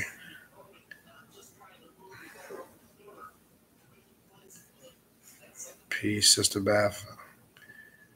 All right, looking for questions. I'm skipping some of the personal conversation. Billy Loomis, what's your favorite scary movie? That's actually a good question. Now, me, it's probably might come off sound a little cool. I like more of the old school horror movies. I don't really care for. I mean, it's just the graphics and a lot of these newer movies. They're more comical to me. I like some of the old ones like Halloween. You know, The Exorcist. More that have more of a human, real element to it. So it depends on what area you're asking that question. Like the old Friday, the first couple of Friday the 13th movies, which they were a little corny, but Halloween was probably a classic. The first two, like a lot of John Carpenter's movies. That's kind of the era I like. I mean, the newer ones, I don't really watch a lot of them because they're too much to me graphic enhanced. They become so artificial and fake. They don't scare me. Some of them are like comical to me. So I mean, if you had like when I was younger, those movies always grasped my attention because when I look at it now from an occult perspective, I think we all have a little bit of Michael Myers / Jason Voorhees in us. I don't just look at it the physical carnage on the outside. There's that rebellious aspect. So when I look at it now, I understand why maybe at that time those movies captivated our attention, even though they would say back then, they would give us a negative connotation. I don't look at it like that now.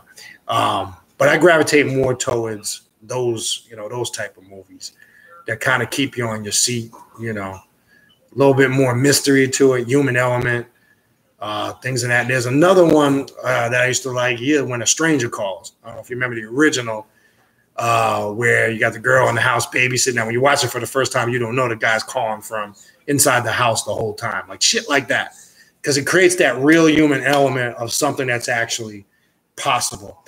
Now, if your thing is more, into all these graphics and effects, and to be honest with you, I don't watch too many of those movies, so I'd have to give an answer from back during them times.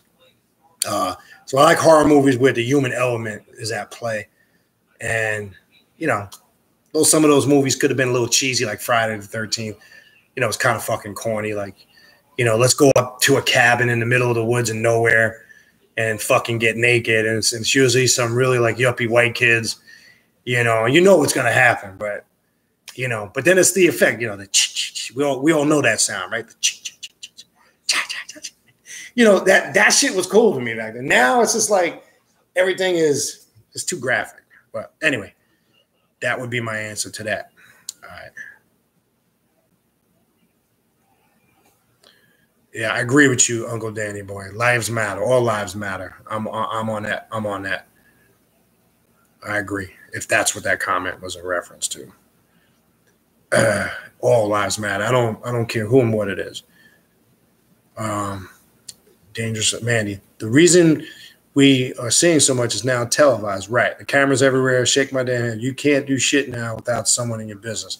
So make it good. And that's why I brought up the police shooting stuff.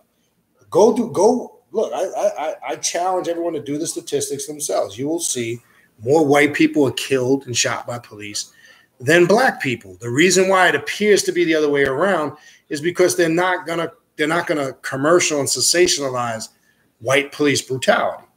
Okay, so this is why what I'm saying is when we get caught up in the race thing, understand it's actually a human thing. There's people that get shot and killed all the time. And look, I want to make this clear because I got friends that are police officers, good friends I grew up in high school with that I still talk to on a regular basis, and they've been cops either out of high school or at a very young age. I'm not saying, look, I don't agree. Some people may not agree with this.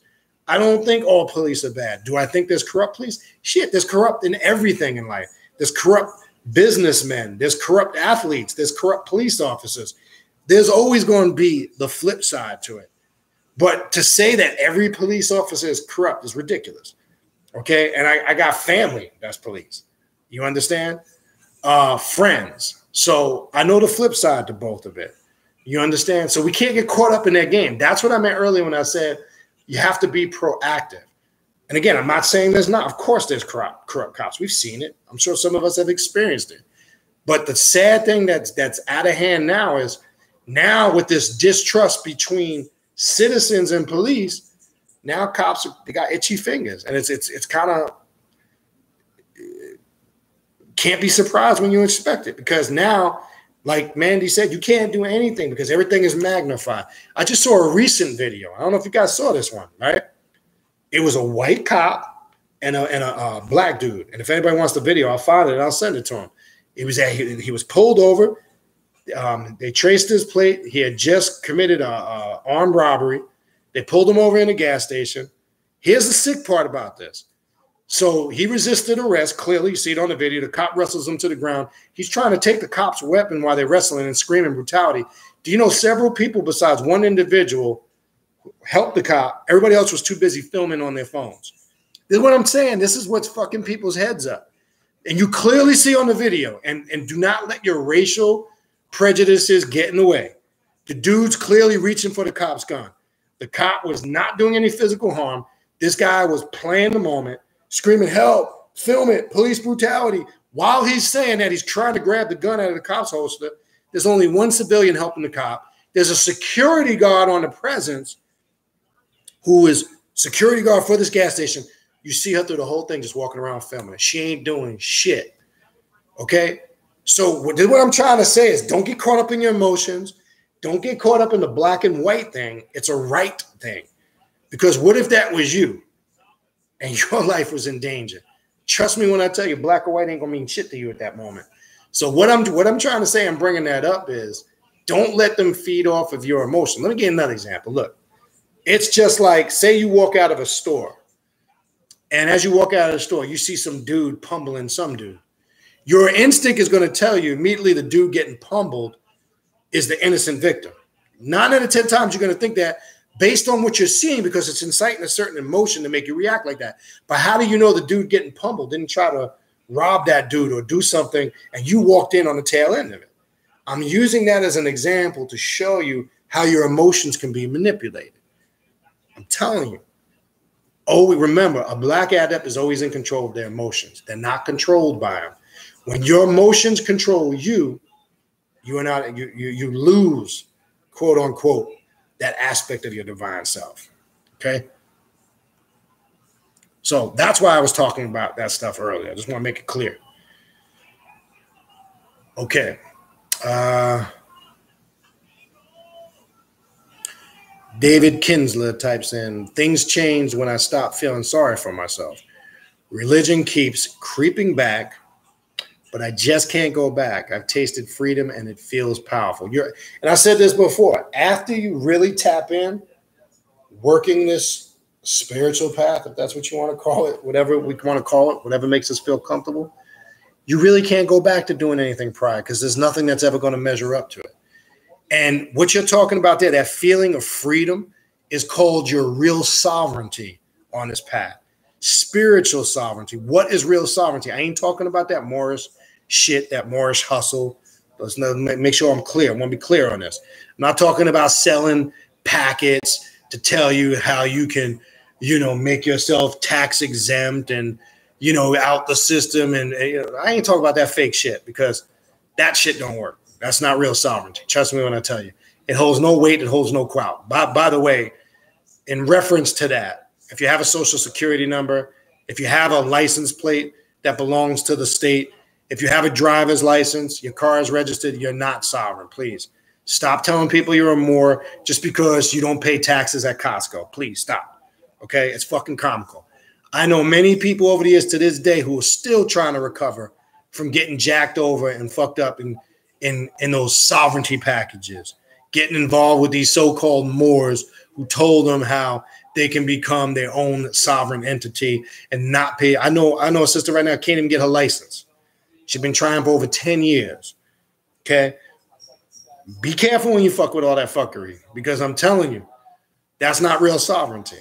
Okay? But I want to get into all the politics and all that shit. But anyway, what David's describing there is true spiritual sovereignty. Very important.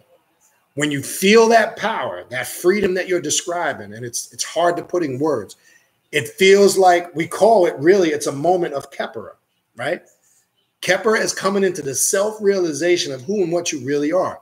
And the adept is always striving for moments of Kepera, right? That is a moment of Kepera, because now when truth is confirmed by self, that when you confirm it and you come to the self-realization of that truth, that's when it becomes real truth. Not because it was written in a book, or not because somebody said something and told it to you and you accepted it. That's not real truth. That's face value truth. I always pose that question to people. What is real truth? Right? We're not talking about basic truth. 1 + 1 is 2, right? On the surface. We're not talking about that type of shit. We're talking about like what David's describing there. And I agree with you, brother. It's a good feeling. And again, as I said before, you can't go back to doing anything prior. I don't know what you would go back to. You know, but I told you what happens, though, when people get in that fork in the road I was speaking about earlier, it works two ways. They either get through that fork in the road, they deal with it, they grow, or they get scared shitless and they turn back and they go doing what they used to do. And as I said, I think on the last video, they go harder than they did the first time around. They become more extreme. I watch people, listen, I know a handful of people, quote unquote, that were Christians per se, and came on this path of self-mastery, black magic, left-hand path, whatever you want to call it. And they encountered some aspect of themselves or something that instilled this fear. And they mistaken that. I had one dude, true story. Just true fucking story. I won't say no names. Said he went to the Holy Lands, and his trip to the Holy Lands realized that what he was doing was evil, and that magic and all this that is wrong and it's evil. And he encountered the real Jesus there, which I thought this was fucking hilarious. Let me translate what that's all about real quick. Basically, he was looking for a way out. He couldn't deal with whatever he was fearing, so he had to find an out. He found his out. And rather than just say it's not for you, don't run back and run to this so-called you had a vision that you encountered the real Jesus. You probably did have a vision, which is subjective. But now all of a sudden, because you encountered something that scared the shit out of you, and I had asked him, I said, well, what exactly did you do that changed your way of thinking? Oh, well, I was doing a ritual. Bingo. That's all I needed to hear. I didn't even need him to explain the rest. I was doing a ritual, and he explained that he had this vision while he was doing the ritual. No, because the weaker side of your nature caved in, right? The Horus aspect of yourself rose up and suppressed the set aspect of yourself. You were getting ready to tap into the power, and you ran in fear. And what he did now, he's like more fanatical Christian than he was when he left the first time. And that's usually another telltale sign that somebody's running and hiding from something. When they go back to something they used to be, but they're more extreme than they were the first time around. It's just a fact. But yeah, anyway, I don't even know why that came up. But that because of David's question. The Black Tower. He's got a question, comment.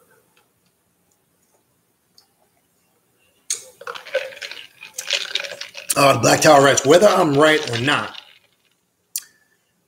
ever since I've been in tune with my own daemon, all deities or spirits I call seem to be more like masks for my daemon to wear. That's an excellent point. That's a good way to do work. In order to work my will, have you had similar experiences? Most definitely. That's how you should approach it. And one thing I want to comment on in the first part of your statement. It's not about whether you're right or not. You are right because you're right to self. That's what works for you. So eliminate, and I'm just speaking in general, not just to you, Black Tower, but since you threw that phrase out there, I want to say this to everybody. That's another thing we must reprogram our subconscious minds from the correct way of thinking. It's not about right or wrong, because what might be right, let's just say in this example, to you or what you're doing, Black Tower, may not work or may not be right to somebody else, but it doesn't make it wrong.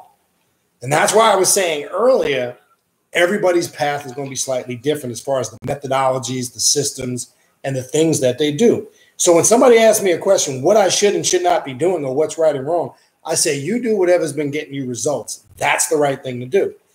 But when we analyze what every individual might be doing to get some type of results from their work, we're going to find out it's going to vary and be different from individual to individual. So once you understand that concept, so it's not about whether you're right or not, you are right.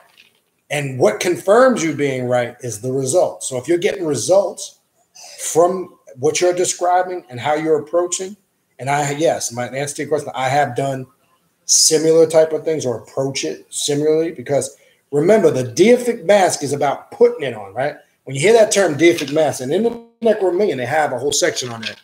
When you talk about it's embodying the aspects of the deity, you can symbolically call it putting on the mask of the deity and looking through the eyes of the deity, or becoming what that deity represents. That's the difference, as opposed to somebody that worships or looks at it from an external aspect. But yes, that's a good way to approach work. All right. All right. So then you continue down here with your comment. The Black Tower, not saying there aren't real gods or goddesses, mostly in the realm of spirits or egregores. Have they been coming across as mass? I have had awesome experiences with deities, but nothing like my own daemon. And that's true. And that's why I mentioned earlier, that's the most powerful deity, quote unquote, that you will ever encounter, because it's self-created. Because remember, what in Father Sebastian's book, Vampirism, and I believe it's the first or second chapter, what is more powerful than the self-created deity that's created to the needs, wants, and desires of the Black Adept? That's why. Because remember, you're creating a deity that suits those aspects. There's nothing more powerful than that. Okay, it doesn't mean you can't work with Kali, don't mean you can't work with Sekhmet, but remember, it all emerges symbolically what we call from the black flame, right? That's what Set represents at the core, the isolated consciousness of the Black Adept. Because when the Black Adept taps into the isolated consciousness of Set, they're able to reach those states of Khepera, right? They're able to come to those levels of awareness. That's why it's very important. Okay.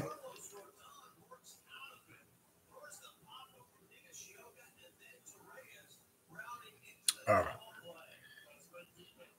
What else we got?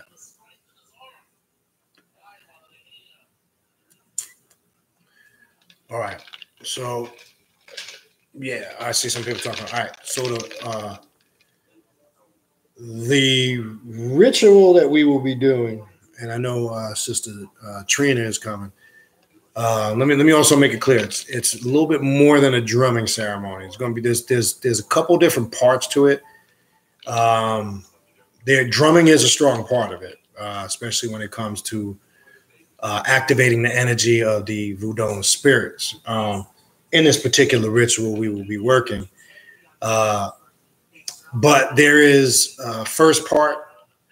Anyway, there's a couple different aspects to it. I don't want to kind of go through the whole thing. Those that come will see. But yes, the drumming is a strong aspect, but it's a little bit more. I just want to make it clear to those that are going to be attending. It's a little bit more than a drumming ceremony. That's why I say come in a clear frame of mind, because you don't want to come to an event like this not in the right frame of mind. Trust me when I tell you.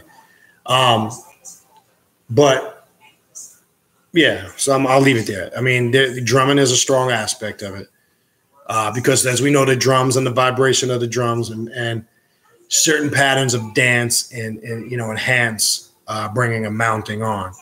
But we'll be going through a lot of that in the ritual.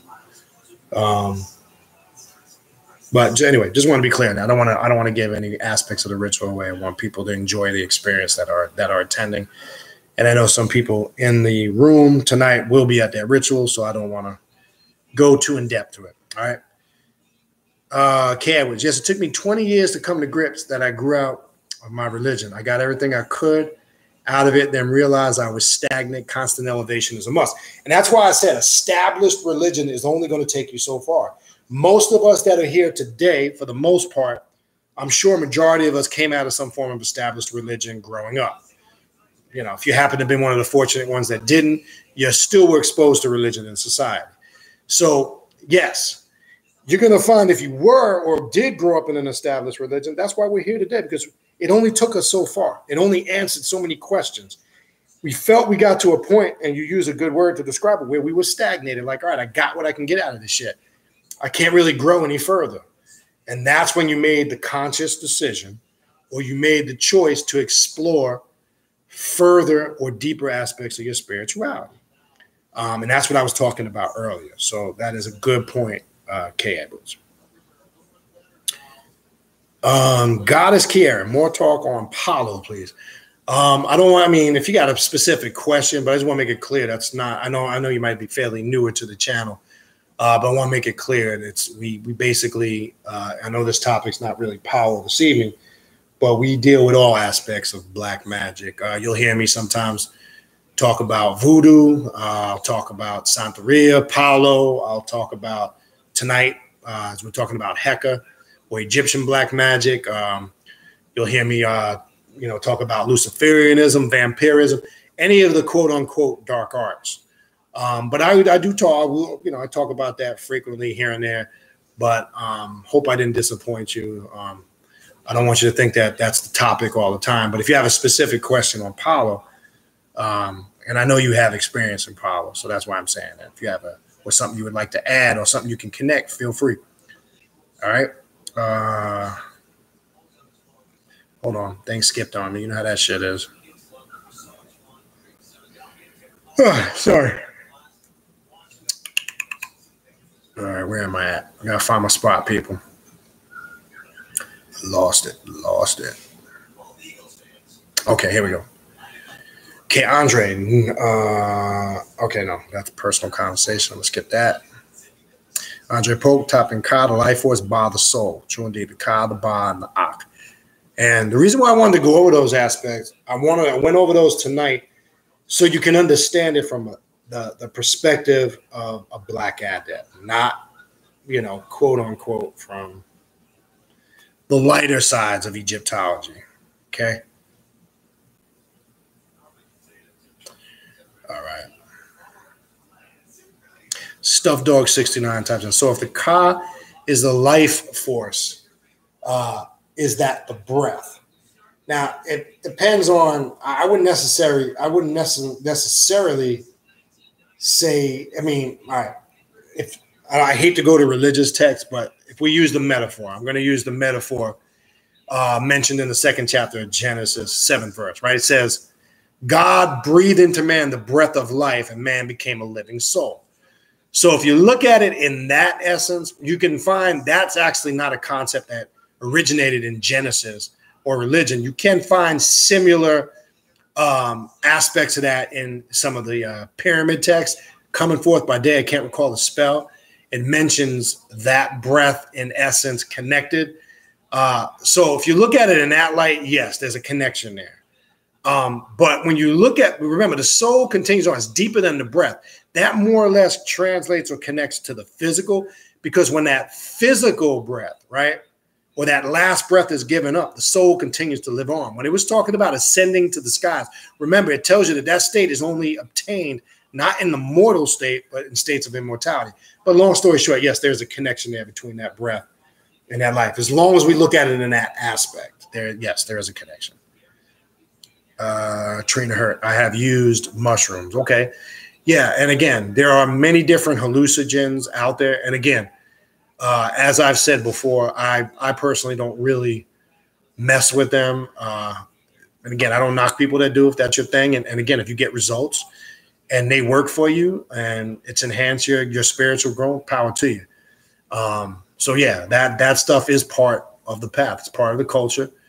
But again, I would, always say, obviously if you've done it or been doing them, use your due diligence and, use them wisely is the best thing I would say in reference to that. Then Trina also added, I saw this dimension as completely liquid.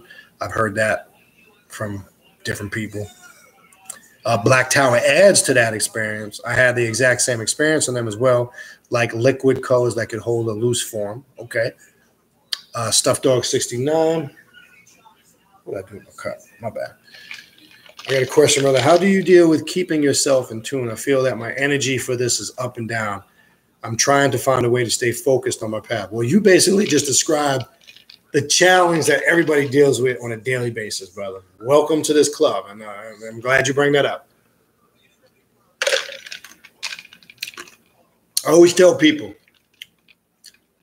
time on this path can be your best friend and your worst enemy. Let me explain.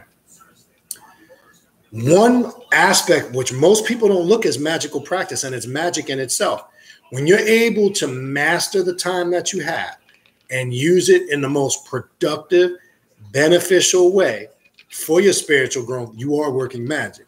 What I mean by that is magic goes deeper than just in your ritual chamber, at an altar, in a group ceremony. Those all serve a purpose because, as I mentioned before in the past, they carry different energies that feed and nourish the Black Adept on different levels. And I'm a firm believer that you need a harmonious balancement of all that. Group ritual, ceremonial magic, individual personal work, etc. All that plays a part. It's like having a nice, juicy bowl of fruit, and it creates all those flavors that you need to invigorate you, right?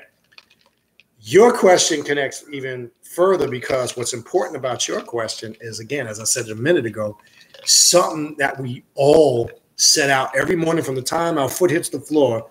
That's what our goal is. Because how do you stay focused on your path? Because more consistency, focus, more time putting in work, more energy, it's going to get you the results. Well, first and foremost, I mentioned time. Now, I'd say this because in this day and time, 2018, we're living in a different world. It's a technological world. It's a fast-paced world. We live in a world now where it's not a world now where if you're in a family situation, usually both parents are working, you got kids going to school, etc. If that's your situation. Now, if you're just single and you're loafing it, or maybe you just work a lot. Now, if you're just straight lazy and you got the time, then you need to focus on doing some work with archetypes that can enhance your focus and your strength, like I mentioned Tahuti earlier. So the answer to that is first, analyze your situation. Are you struggling with that because is your focus based on a lot of things going on in your personal life? Is it because you just don't have the time? Is it that you do have the time, you're going into your work and it's hard for you to focus? Analyze what distractions, what's going on in your immediate environment that could be causing that. That's step one. Because usually it has some relation to not devoting the right amount of time or productive amount of time, for your growth. So I would say start there first. As I scroll down, maybe you added to the comment. Or if you're saying focused on your path, is it just that you're not getting, productive growth out of your meditations, your rituals, your work? Ask yourself what's distracting you? But start with your personal life first. And how much time are you devoting, quote unquote, to your spiritual growth? So it's hard to stay in tune if you're not consistent. The reason why I'm saying that, it leads all to consistency. Usually people that are not focused on their path are in tune, or they get moments of growth or spurts of growth in their spirituality, is because they're just usually not consistent. And that's why I brought up the time factor.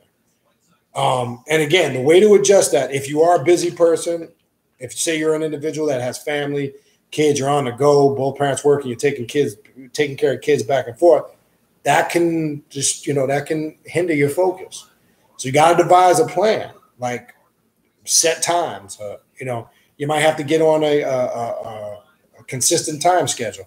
Now, if it's the flip side and you don't have that issue, you're not, quote unquote, a busy family person, or you don't work long hours, and say you're just fucking lazy. I hate to say that, but I'm speaking in general, not just to you, Stuffed Dog.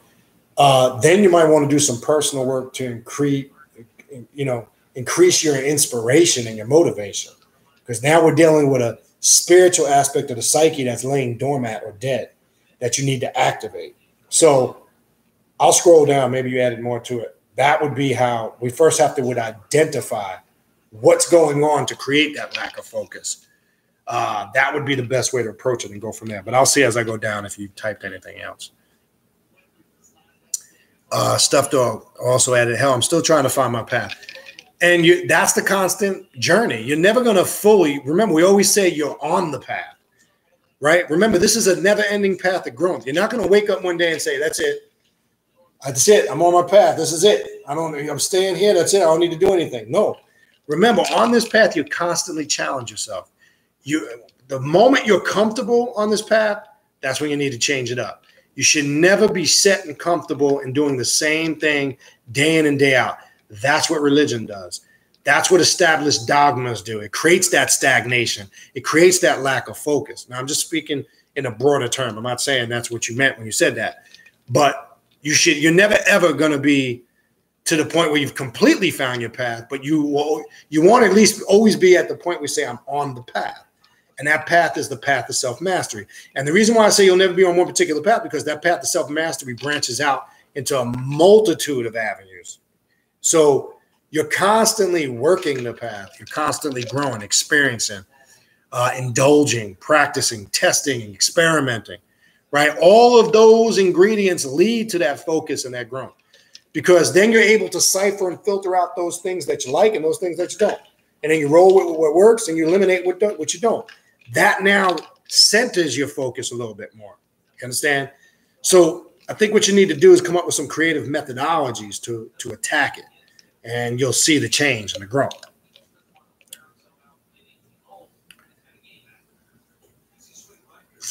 Okay. Stuffed Dog 69. Okay, Trina typed in, I guess, some reference to the mushrooms.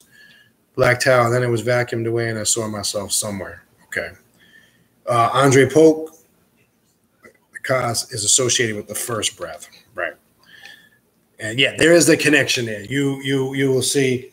And then remember, as it said in when I was reading the section of the Kata Necrominion, it talked about when it connected to the breath after giving up that very last breath, right? Or that high state of immortality is not obtained in the physical. So we got to know how to connect those two. Because on the Black Adept, as it says, as he or she elevates to the heavenly skies or reaches that state of immortality. And we know that also was symbolic too, right?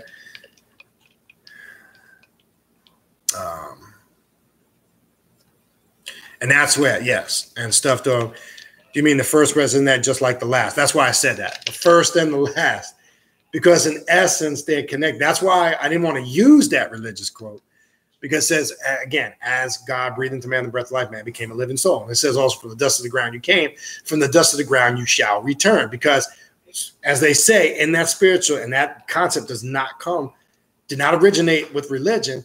Because when they say, when you give up that last breath, just like when you exhale the first, that soul continues to live on. So yes, that first and last is connected. That's why it says very important. We're clear on how we explain that and put it into perspective. But now again, let me also say this. You can have different perspectives on it, but if you have those perspectives because it's adjusted to the work you're doing and it's helping you see things a certain way, that's fine too. That's the whole point of this path. All right.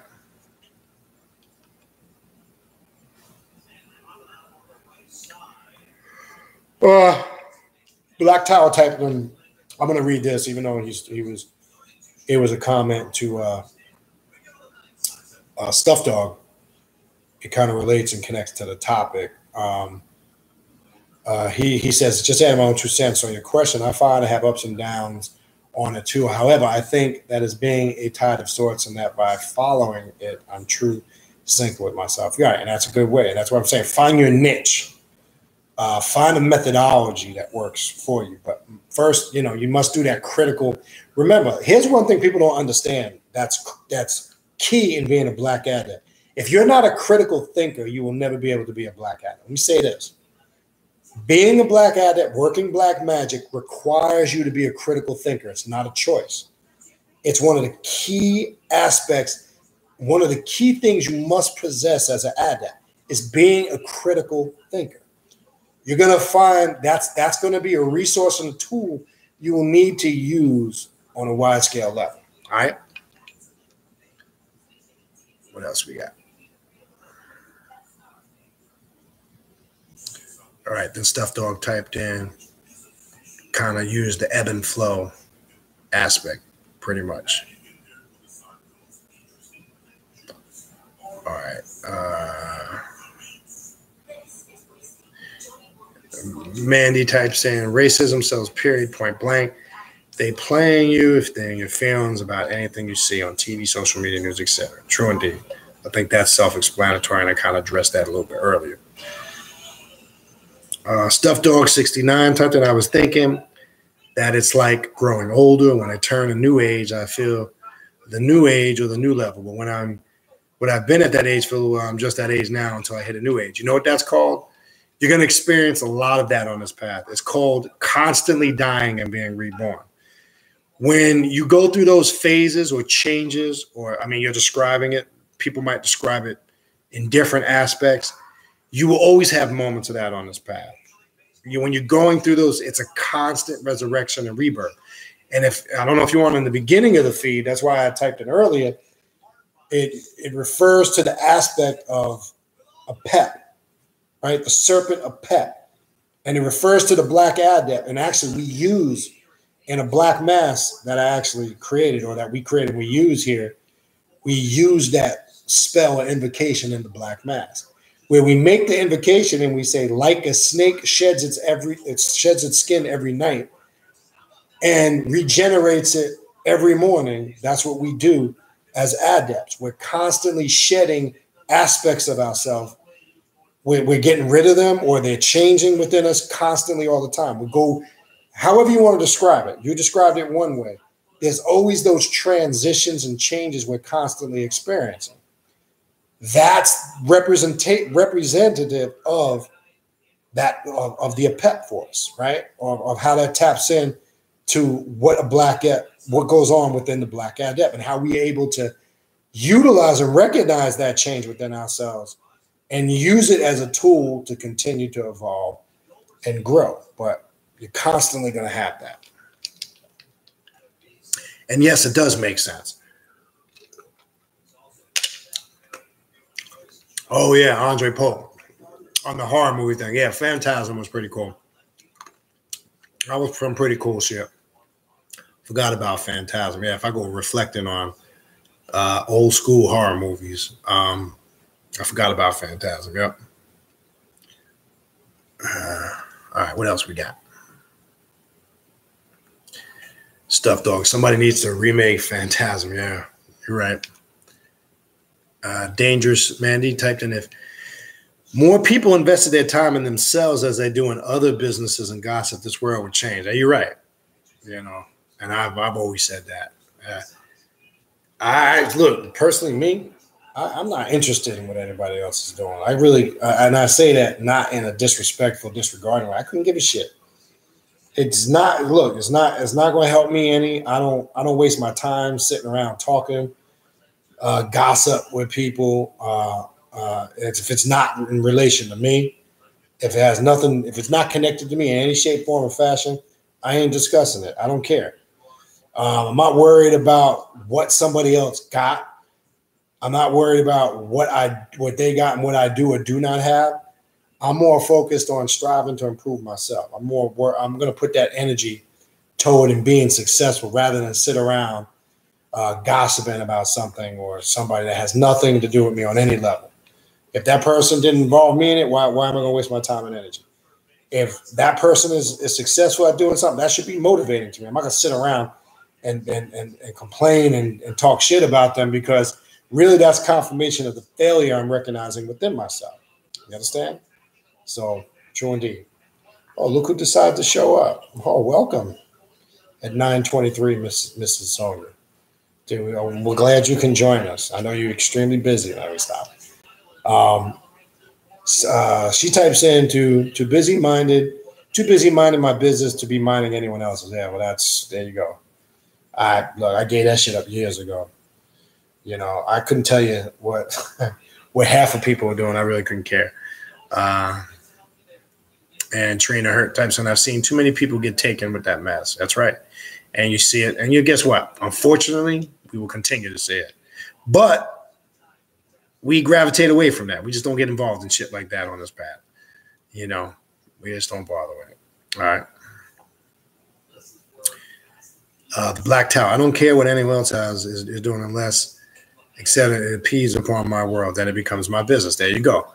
That's what I meant. Like, if somebody comes to me with gossip, did they say something about me? Now, if they said something about me, yeah, I'll put my 2 cents in. But first and foremost, my thing is, if you can't say it to me face to face, you're a punk bitch anyway. So it doesn't hold no worth to me if you're a mature adult and you can't express yourself to me face to face, be you male or female. That's some cowardly shit. If you got to go behind my back and talk shit about me and you're not a man or a female enough to talk to me face to face, then that shit is irrelevant. And I'll just let you cower like a coward. See, I'm the type of motherfucker that I'll give you rope and I'll keep feeding you rope till you hang yourself. That's how I operate with shit like that. So that's the only way I'll get involved. But there's certain ways you handle shit like that. But to the other part of your comment, Black Tower, right. If it doesn't impede upon your world, that's why I said earlier, a Black Adept is always in control of themselves and their immediate environment. You can't alter what goes on in politics in the White House and Donald Trump. If you're a real adept and everything within and your immediate environment, your home, your inner circle, your world, okay? If you have that completely mastered, it doesn't matter what Donald Trump is saying. You're not affected by the emotional shit they feed you in the news. You don't care what so-and-so said about you, because then you take the approach. If that motherfucker can't say it to my face, I couldn't give two shits, because that's some punk bitch shit. I mean, where I grew up, that's how we deal with people. You know what I mean? And half of the time, then people ain't got nothing to say when they see you anyway. So that's what I meant earlier when I said, when you're in control of your immediate environment and yourself and your surroundings, you have now obtained or on that path to self-mastery. That's the whole point. Why I said other systems promote this false illusion of unity, where, see, most of these organizations, groups, or spiritual systems we join teach us it's about saving the world, or teach us it's about saving Black people, or teach us it's this myth. You're going to find the quicker you learn it ain't got shit to do with that, the better off you will be quicker. Okay? You're going to get highly disappointed if you think a lot of these conscious, comedic conscious groups, it's funny how they all talk about unity and coming together, and all they do are at odds and fight with each other. You turn on YouTube, they're all debating and arguing and fighting with each other. Then they teach the whole Black, we got to come together, Black unity. It's fucking comical. But yet when you look in this conscious community, we're everything that we shouldn't be. I'm a Black Hebrew Israelite. I'm a Moor. I'm a Black Muslim. I'm comedic. I'm this. I'm that. I'm my mother's ass. I'm my father's balls. It's fucking hilarious. We're everything, right, that we shouldn't be. And we argue about I couldn't really give two shits to watch a debate between the comedic group and the Black Hebrew Israelites. I couldn't give two flying fucks about no Black Hebrew Israelites, some ridiculous Bible babble. I couldn't care who were the first dynasties of Egypt and they predate the Bible. That's all kindergarten knowledge. If that's shit you still need in this day and time in 2018 to float your boat, this ain't the path for you, because then you weigh. It's like we started the race and we're miles ahead of you and your ass is just getting out the gate. I'm not interested in that. I did all that. Been there, done that, got the t-shirt. I don't care for that shit no more. I'm not interested in it. It doesn't do anything for me. It doesn't put money in my pocket. It doesn't help me grow spiritually. It doesn't enhance my power. So I couldn't care two shits. And I'm not going to sit around and listen to a whole, the white man's the devil spiel. That puts me to sleep too. Because you can't say you're God and all powerful, but yet there's this force called the white man that's been holding you down. That's an oxymoron. I did a video a couple of years back, and I still ain't get the answer to my question. What was the purpose of the black God creating the devil? And I still ain't got the answer to that question. I'll let y'all marinate on that for a while. I'll leave you with this on that note, and I don't really want to get into that because I don't care to talk about it. It's a waste of time. A lot of these pro-black groups are recruiting you, join this group. We're in tune with the real black gods, black this, black that. But the very same God you're recruiting me to join is the very same God that has to be responsible for, quote unquote, creating this devil. So my question is, what was the purpose of the black God? Because the very problem they're recruiting you to join for the solution is the origin of the problem. And I still haven't gotten a legitimate answer to that. Don't give me your religious dogma on how you genetically think the European race was created. I'm not asking you how you genetically think, quote unquote, they were created. That's not what I'm asking. I want to know from a spiritual perspective, what purpose? All right, yeah, you can go into the lesson of the 5% nation to show forth and prove the power that God, that Allah is God, always was and always will be. That's you got to go deeper than that. That's not a legitimate answer. What I'm saying all that to say, it's all of this religious babble. See, what we like to do with a lot of these dogmas and spirit, we like to dip them in chocolate and we think it's something black now. Because really, that's a lot of those concepts are religious in nature. And I'll let you guys marinate on that question for a while. Still ain't got an answer to it. It's been over 2 years now. And I'll let that one ride. I really don't want to get into that topic because it bores me. I really couldn't give a shit. All right. All right. So, but good point, Black Tower. You opened the door to like 5 other questions. Good point.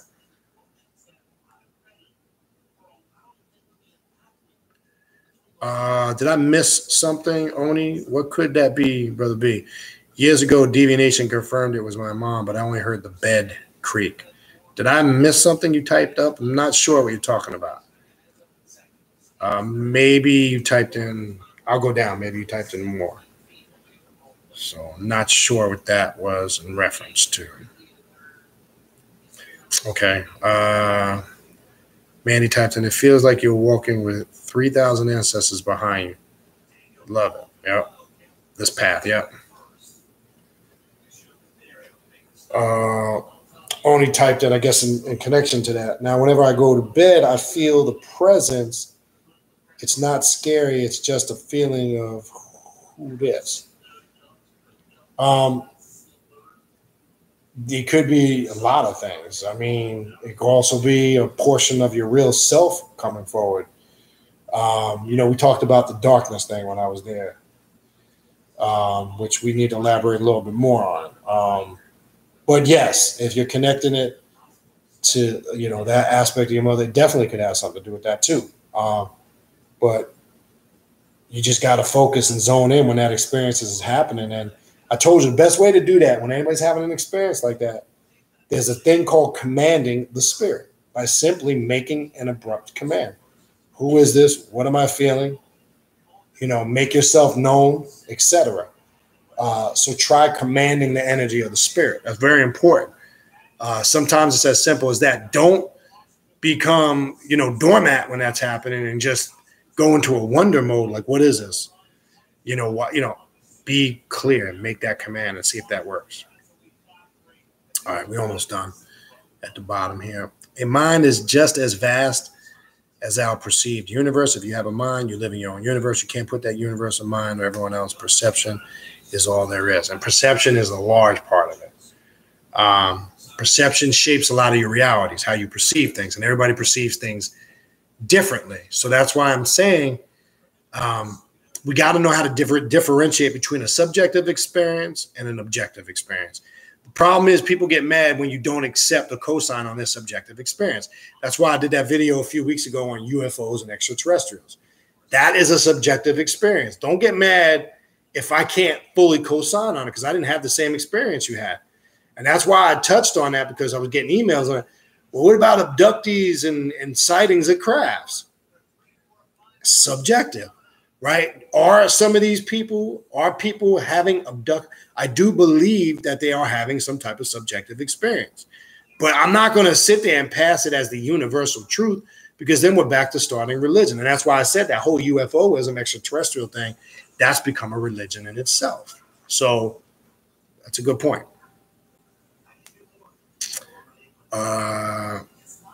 Only types in and Deviant confirmed the dream of Sekhmet was a message that she will be destroying my betrayers. Oya spoke through Ishu Leroy de Lagoon. And I know you deal with it. If that's what came through your divination, then I'd flow with it. I'd visualize anybody that you know and confirm as an enemy that's a hindrance on your path and creating blockages. I would create a working to completely destroy. Now, there's something you can do called silencing the individual, right? You got to be clear when you do a destruction ritual, especially if it's on something or somebody. Make sure your intent, one, is in the right. If it's, physically, like, I don't really like to talk a lot about this stuff openly, whether it's to cause somebody to go batty, whether it's to do harm to somebody. That work should only be done when your life has been threatened. I want to make that clear. And I probably only had to do that 2, maybe 3 times in my entire life. You never utilize that type of work unless you're in severe danger. Now, silencing is something you will use frequently to destroy enemies, which is just to eliminate them from your path. There's rituals you can do, tying the tongue, etc., which keeps that person's name out of your mouth, keeps them out of your way, out of your path. That's all forms of destructive black magic. So understand when you're working that, be clear on your intent. And I'm not saying just with you, Oni. I'm speaking more in general because that kind of opened the door to that. So understand the level of destructive magic that you are going to do when you're working that path. And they all serve a beneficial purpose. Most of the time, you're going to use the silencing aspect. Because, again, if you haven't been put in harm's way and your life has been in complete danger, then it's not really necessary to go the physical route. But by all means, if somebody threatens your life, harms you, you're in the full right. It's open game. And when you do that work, I want to be clear, you cannot second guess it, number one. Number two, you cannot feel guilty or bad for doing it afterwards, because you take the automatic charge of the energy of the work that you send out and you just bring it right back to yourself. So intent has to be clear. Your thoughts and emotions have to be fully on board. You can't back out after and change your mind and say, oh, I shouldn't have did that. Oh, I don't know why I did that. I don't know if I should have done that. You just killed the whole work. It just completely failed. The very moment you put that thought out there, you just decrease the power of that work that you did. So I don't really like to talk too openly about it, not because it's just, you got to be careful talking about stuff like that, because I don't want to push nobody in the wrong direction. Not that I'm not saying that anybody watching is not intelligent enough to make that decision on their own, but you got to be careful what you say in regards to that, because I wouldn't want to be responsible for giving somebody the wrong inspiration. So I'd rather just give you proper guidance. If you're in the right, be clear, understand destructive magic. It is part of this path, and it's a beautiful thing if you understand it. I will use a lot of the silence magic. You're going to find to remove obstacles out of your path, you will use a lot of that aspect, whether it's on something or somebody. Like I've mentioned this before in the past on several videos. The company that I work for now, and the aspect of that company I run, I had an individual when I first started was a problem. I got that motherfucker eating out the corner of my hand. When I say jump, that motherfucker jumps. He's like, went from being a pain in the ass and a thorn in my side to like he's my best little buddy now. So I will use destructive magic in that. And there's a ritual called the Doomy ritual. And it's a powerful ritual. And I'm not going to get into that in the open. I've given that to some of my clients in consultations, and it's a very effective ritual to control somebody and get them, quote unquote, in line with what you're trying to do. And I use that example, and this individual's still in my job, and every day it went from being a thorn in my ass to it's like having a remote control. If I just want to fucking move them to the left, move them to the right, that's how you do it. And that is a form of destructive magic. But anyway. All right, so what else we got? I'm just going to finish these last few comments. I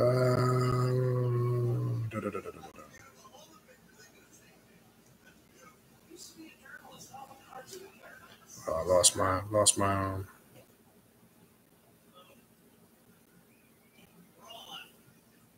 Okay, here we go. Black Tower, I have a very strong sense of self. I write like that for those who may be reading my comments, not because I don't already have a strong self, but so they don't take it as the word, but evaluating themselves. And that's a good point. And that's why I said, yeah, I mean, you can write something one way. And I believe it was Black Tower in the dialogue. He came from another perspective. Again, it's not about right or wrong. It's how the individual might perceive it for themselves to make that same concept work for themselves. Because we could take one thing that on the surface appears to be the same, right? Chocolate chip cookies. I'll use something basic, right? Just by saying that alone, we can look at it and we have 7 different perspectives on them. I hate it. I love them. They look good. They're ugly. It's the same thing, but we have a multitude of different perspectives on it. We can use that analogy with anything. But yes, that's a good point. All right. Trina Hurt, mountain could take place. Yeah. Mountain will take place at the ritual. Trust me when I tell you. If you've been down rituals before, the Baron Samedi one was off the chain. We did an Egun one. The Egun one was nice because everybody bring something connected to a deceased ancestor in their bloodline. We had people bring urns with their ashes of parents. Everybody who I remember was lined up, and I went around to everybody, stood in front of them, and they said the name of their ancestors. We tapped the Egun stick 3 times. We went around the whole room.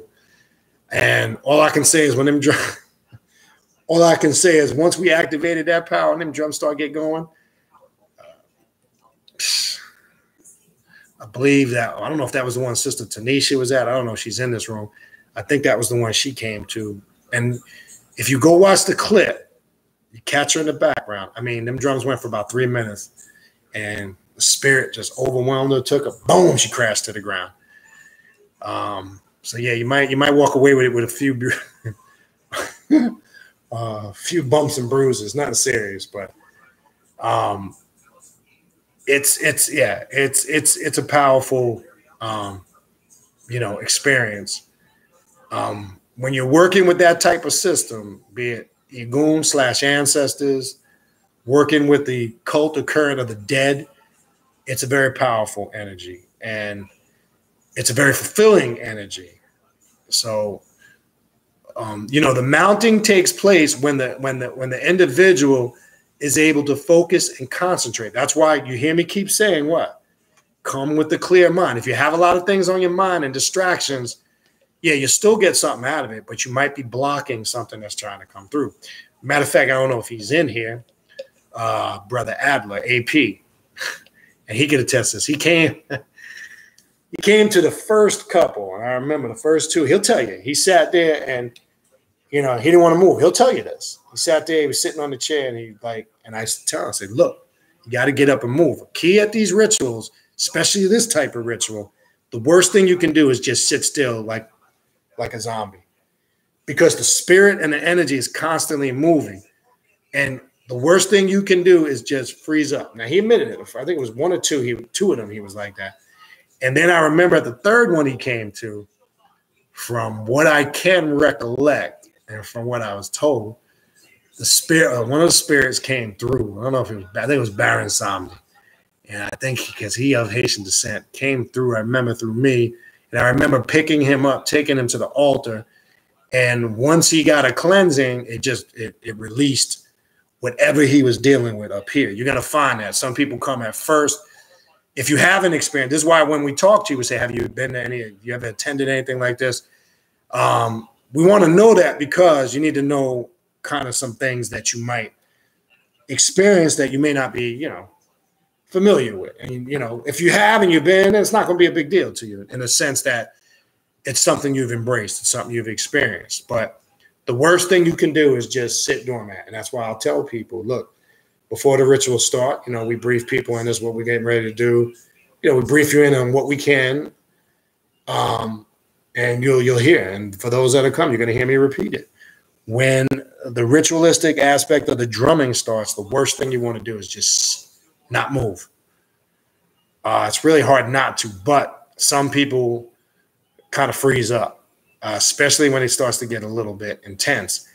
That's when you don't want to freeze up. When that energy gets very intense and powerful, you'll find once you start moving and you're focused on everything that's going on, there's everything you're going to see takes place. The rattle or the cha-cha or the assassin, that all symbolizes something. The sigils, right? Because remember, when the rattle is shaken over the sigil, you're calling the spirit, right? That's like a porthole, a gateway to bring you're asking the spirit to come through, to make its presence known. Now, remember, all I'm going to say is this. Papa Legba has the key. So we're not saying it's just Papa Legba that comes through at the ritual, because it's the ritual is centered on Papa Legba clearing the paths. Now, when them paths are clear, that's why I said each individual will have a collective and an individual experience. And that's just how it works. But I'll leave it at that. Trina Hurt types, and I was so crazy I went from Christianity then to Hebrewism and now to me. Yeah. And yeah, there's a lot of people that that's what I'm saying. So we all came up through some form of religion. And it's funny how I like how a lot of us, and I went through that, how a lot of us left like regular monotheistic religions, whether it was Christianity, Islam, or Judaism, and then went into some black cultural form of it. That's what I meant earlier when I said what we do is we, like the black Hebrew Israelites don't realize all they did was dip the white man's Judaism in chocolate. And what do I mean by that? Oh, well, King James was a black man. King James wasn't a black man. I know they go into all those icon books and they show you these pictures. All the Greek icons look black. I get all that. You understand? But you're still using the same philosophical system. I don't care how much chocolate you dip it in. I don't care if you call it Yahawashai. I don't give a shit what name. You're still using the slave master mentality of the Jesus concept. It's basically Christianity and Hebrewism dipped in chocolate, and just paint everybody in the Bible black. And now I'm cultural and I'm a black Hebrew Israelite. But anyway, we all went through that to an extent. I know I did. Even the whole, Ansar Dr. York thing, and that those motherfuckers are crazy. And I was part of that for a while, and I was actually close with Dr. York until I learned what a sick individual he was. But that's another story for another time. So we all had our experience with groups, organizations, whatever you want to call it. But look at whatever we came from and experienced, look at it as a learning tool. Look at it as a lesson in life for your spiritual growth. I don't regret anything I went through. I'm just now speaking broad. I'm not just saying in reference to your question, Trina, but look at all of those things. I don't regret any of them. I wasn't forced to do any of them. I did them of my own free will and accord. I look back on some of the shit now and I laugh. But I think when we were younger and naive, we were in search. I think everybody's intent was good, because I know when I came into all that, I originally started as 5% before I went into the whole Ansar Nuwapian thing and then left that shit. But I think it was at a time, I know in the early to mid 80s, hip hop played a large influence in that. We were young. We were looking for something to connect with. So that's why when I look back on it, I always believe majority of us that went through that stuff, our intent was good. We were young, we were naive, we were looking for something to belong to. I noticed in a lot of those organizations, though, not so much myself. I wasn't fortunate. I was fortunate. It's rare, but I came up through a good upbringing. My parents were together. But I noticed in a lot of those organizations, a lot of those people, I know that within the organizations, they came from one-parent homes. And most of them were looking for a father or a mother figure. I always saw that when I reflect back on it now. So there were a lot of additives at play when I go back and reflect on it, but it served the purpose, And again, I wasn't in my own situation. I wasn't forced, but I'm glad I outgrew that shit. And the days of the Mickey Mouse Club is over. The days of the conscious pimp is over. The days of the one ruler, he knows everything, And again, I respect Farrakhan. I did respect York until I found out what a sick fucking pervert he was. And working on his case, I uncovered a lot of nasty shit, but that's a whole nother story.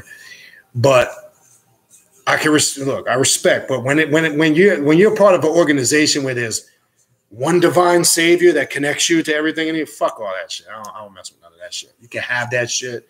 You can take that shit and shove it up your ass.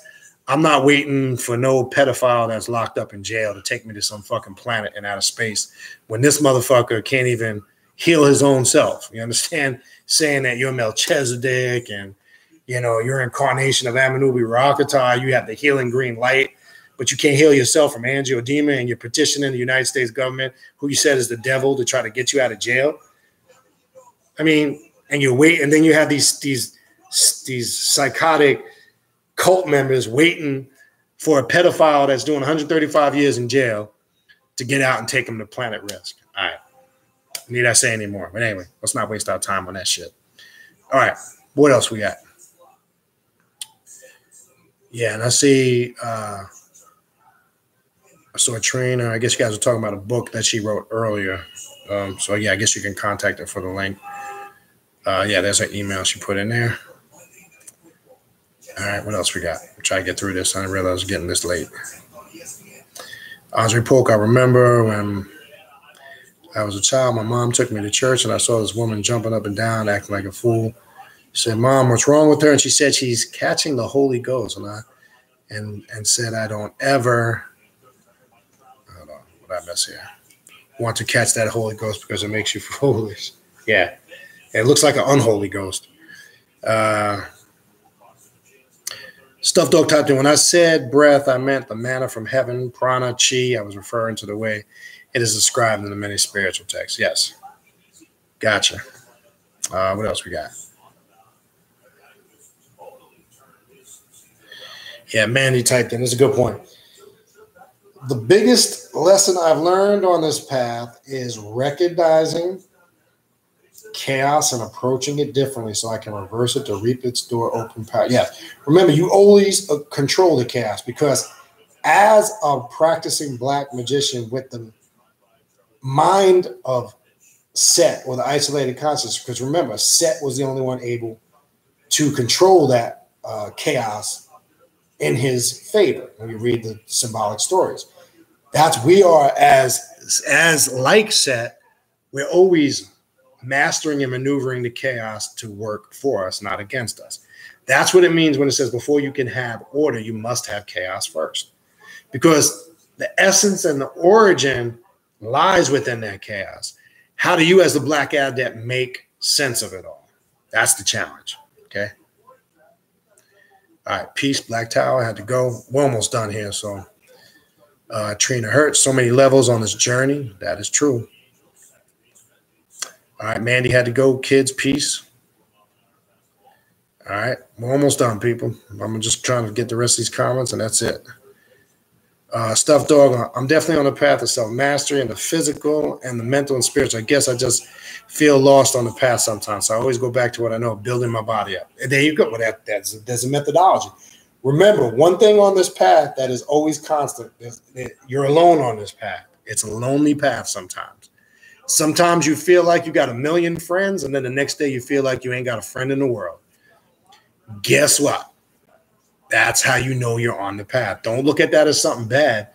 Look at that you are now, one, tapping into the real aspect of who and what you are. You're tapping into the isolated consciousness, and that's part of it. That emotion, that up and down of feeling like that. All right? So hence checking in at 9:23. Yeah, you came late. All right, what else we got? Okay. All right, I'm gonna have to cut some of these, man. I didn't know there was this many damn questions. First and foremost, what was you doing to make them so comfortable to talk shit about me to you? That's the real question. That was what we were talking about earlier. Yep. Okay. Andre Polk, I made some ayahuasca vape oil, but I tell people you have to be careful because it definitely makes you deal with your boy. Yes, that's why I said do your due diligence when you do that. All right. Andre Polk, my grandmother was from the Congo. She was a certified Polaria, but taught me all types of spiritual practices. And that's a great thing to have that experience in the bloodline. That's an awesome thing to draw upon. So that energy is naturally there. I mean, you can do wonders with that. All right. What else we got? Damn. What else? Okay. Okay. Especially herbs. Yeah. And that's a beautiful tool to have. All right. Gold dust perception. Yep. Anthony, you mentioned putting your own twist on your ritual. What type of rituals would be done where you would need to follow exactly the way it's done, or is there any? That's up to the individual. I can only speak for myself. I don't believe that there's any ritual that has to be done the exact same way it was written, unless you're a wholehearted believer that whoever wrote, like say if you're using a book by Israel Regardie, right? I know that's not really black magic. That's more high magic. If you feel that you can't deviate from that for whatever reason, there's something personal there. That's, to me, is completely up to the individual. In my experience on this path, your rituals are more powerful, one, when they're self-created, or if you're using a blueprint from an existing ritual that you add your own personal touch. So it's not so much when do I think that a ritual should be followed exactly. It's more so if that's the way the individual feels. My answer to that is I don't ever do that. Like banishing, I don't really mess with that lesser and greater banishing ritual, the pentagram, because there's a lot of Kabbalahism and Hebrew mysticism associated with it. I'm not going to ever invoke the corners with the four angels, Raphael, Michael, and Uziel, and I just don't roll with that stuff. Now, if somebody does it and it works for them, on the flip side, as I said before, if you do things like that and you get results, then stick with it. My path is just that. One, I don't get no power out of it. Two, it doesn't do nothing for me. And three, I just don't mess with it. So I'm just using that particular ritual as an example.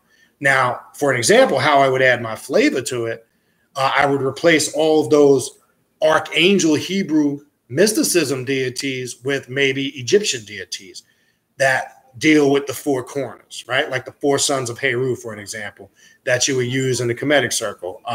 Just to give an example. If I was doing a ritual invoking, the spirits of the dead, I would replace crossroad deities. When I call it consecrating my sacred space. I don't banish any energy because all energy is productive. So what I want to do is keep the space sacred, because a Black Adept knows that all energies are just different degrees of vibration and frequency, and just knows he or she knows how to utilize them for a particular ritual. But see, that's my approach. Is that going to work for everybody? No. If somebody has a different methodology and it works for them, power to you. So it's not really per se, when do I think somebody needs to, follow any ritual exactly the way it was originally written or not? That's completely up to the individual. Okay.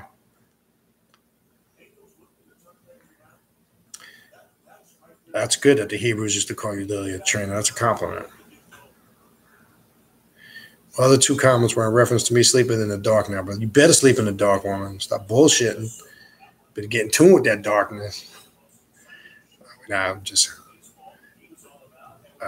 this is great dark energy. That's true. Anarchy Zed, peace, brother. I know you stopped by. Okay, we are finally at the bottom. Watch the feed, brother. Good to see you here. It's always good when you're here. You create a certain energy. You be putting good questions and stuff in here. All right, last two. What I took from Oya coming through was Sekhmet is handling it. That's all for the subject. That was Oya's final decision. I never back out of any work, and fuck him, you betray me. Oh, well. There you go. Glad to see you. Nina Milano, this is a good question, and I want to be clear on this. Can you get mounted when under the influence of alcohol? Sure you can. Because remember, what do they call alcohol? Spirits. But I'm going to tell you, for the most part, it won't probably be a productive mountain. And I'm saying this because if you are completely in a drunken state, you are not in control of your thoughts, emotions, and actions. And you can open yourself up to unproductive spirits, to unwanted spirits. Because remember, a true person that's disciplined in dealing, whether it's spiritism, being mounted, or working with spirits, they always have to be in control. They always got to know how to discipline the spirit and control the spirit. Not to the sense, what I mean by control the spirit, in full body awareness of mind. Now, when you're fully mounted, there's different stages of that. Some don't have any recollection of that mounting. So you have to know there's a state that you go into, a higher state, whether you want to call it a higher state of consciousness or whatever you want to call it. And you wouldn't want to go into that state completely blasted and drunk on alcohol, because it can open you up to a lot of things that you might not want to be opened up to, spirits that may not be productive for your growth. So I don't want to say you can get mounted in the sense ritualistically, but you can get, spirits can enter you in that state. I'm sure we've all seen somebody in a drunken state, and, we've probably seen aspects of it, but I wouldn't recommend that in a ritualistic state. Now, when a spirit comes, first and foremost, and I can attest to this, I'm not a social drinker, but when and anybody that knows me knows I don't drink, but anybody that knows me that's been at one of these rituals, I can down a whole bottle of rum when the spirit's mounted and doesn't have any effect on me. That's what I'm saying. So you got to understand what that involves, and I wouldn't recommend being in that state and trying to induce that, because that probably would be more detrimental. Now, if you're saying from a ritualistic sense, in a non-ritualistic sense, that could be very detrimental. So I don't recommend it. Not a good look. All right. So that's going to wrap it up real quick. Again, cutoff for the ritual for Friday is Wednesday for the invite. You guys know where to contact me. Email is in the description box of all the videos. So in case you forget, just go to any video, hit the description box. If you scroll down, when you hit the description box, if you need to contact me, the email address, khnum19@gmail.com, whether it's for rituals. We're going to have another online class session coming up right after October. We're going to be having a gathering, a 2-day seminar. Right after that seminar, I'm going to kick out the next session. Some of you just finished. It was like a 7-week session. Do it on Saturday. I'll have that curriculum coming out with all the information, the charge for the class. And we do it on Saturdays. And I will tell you, for those that have taken it, and some of you are in here, it is a 4 or 5 hour thing. So it's usually a 4 or 5 hour session. And the next one will be centered on a little more in-depth topics. I'll get that curriculum out. For those that took the first one, you know the work that we did. But anyway, for any of those things, whether it's spiritual readings, consultation, classes, gatherings, rituals, you can contact me at that email address, khnum19@gmail.com. It's in the description box. I am done for this evening. Appreciate everybody tuning in. Hopefully this you got something out of this evening to help you. And for others, I might come on Wednesday. Obviously, I won't come on probably till the end of the week because of the ritual. I'll see some of you guys there. Looking forward to seeing some of you guys there Friday. Other than that, peace. Whenever I'm on again, I'll usually send out some notification. All right, peace. Talk to you guys soon.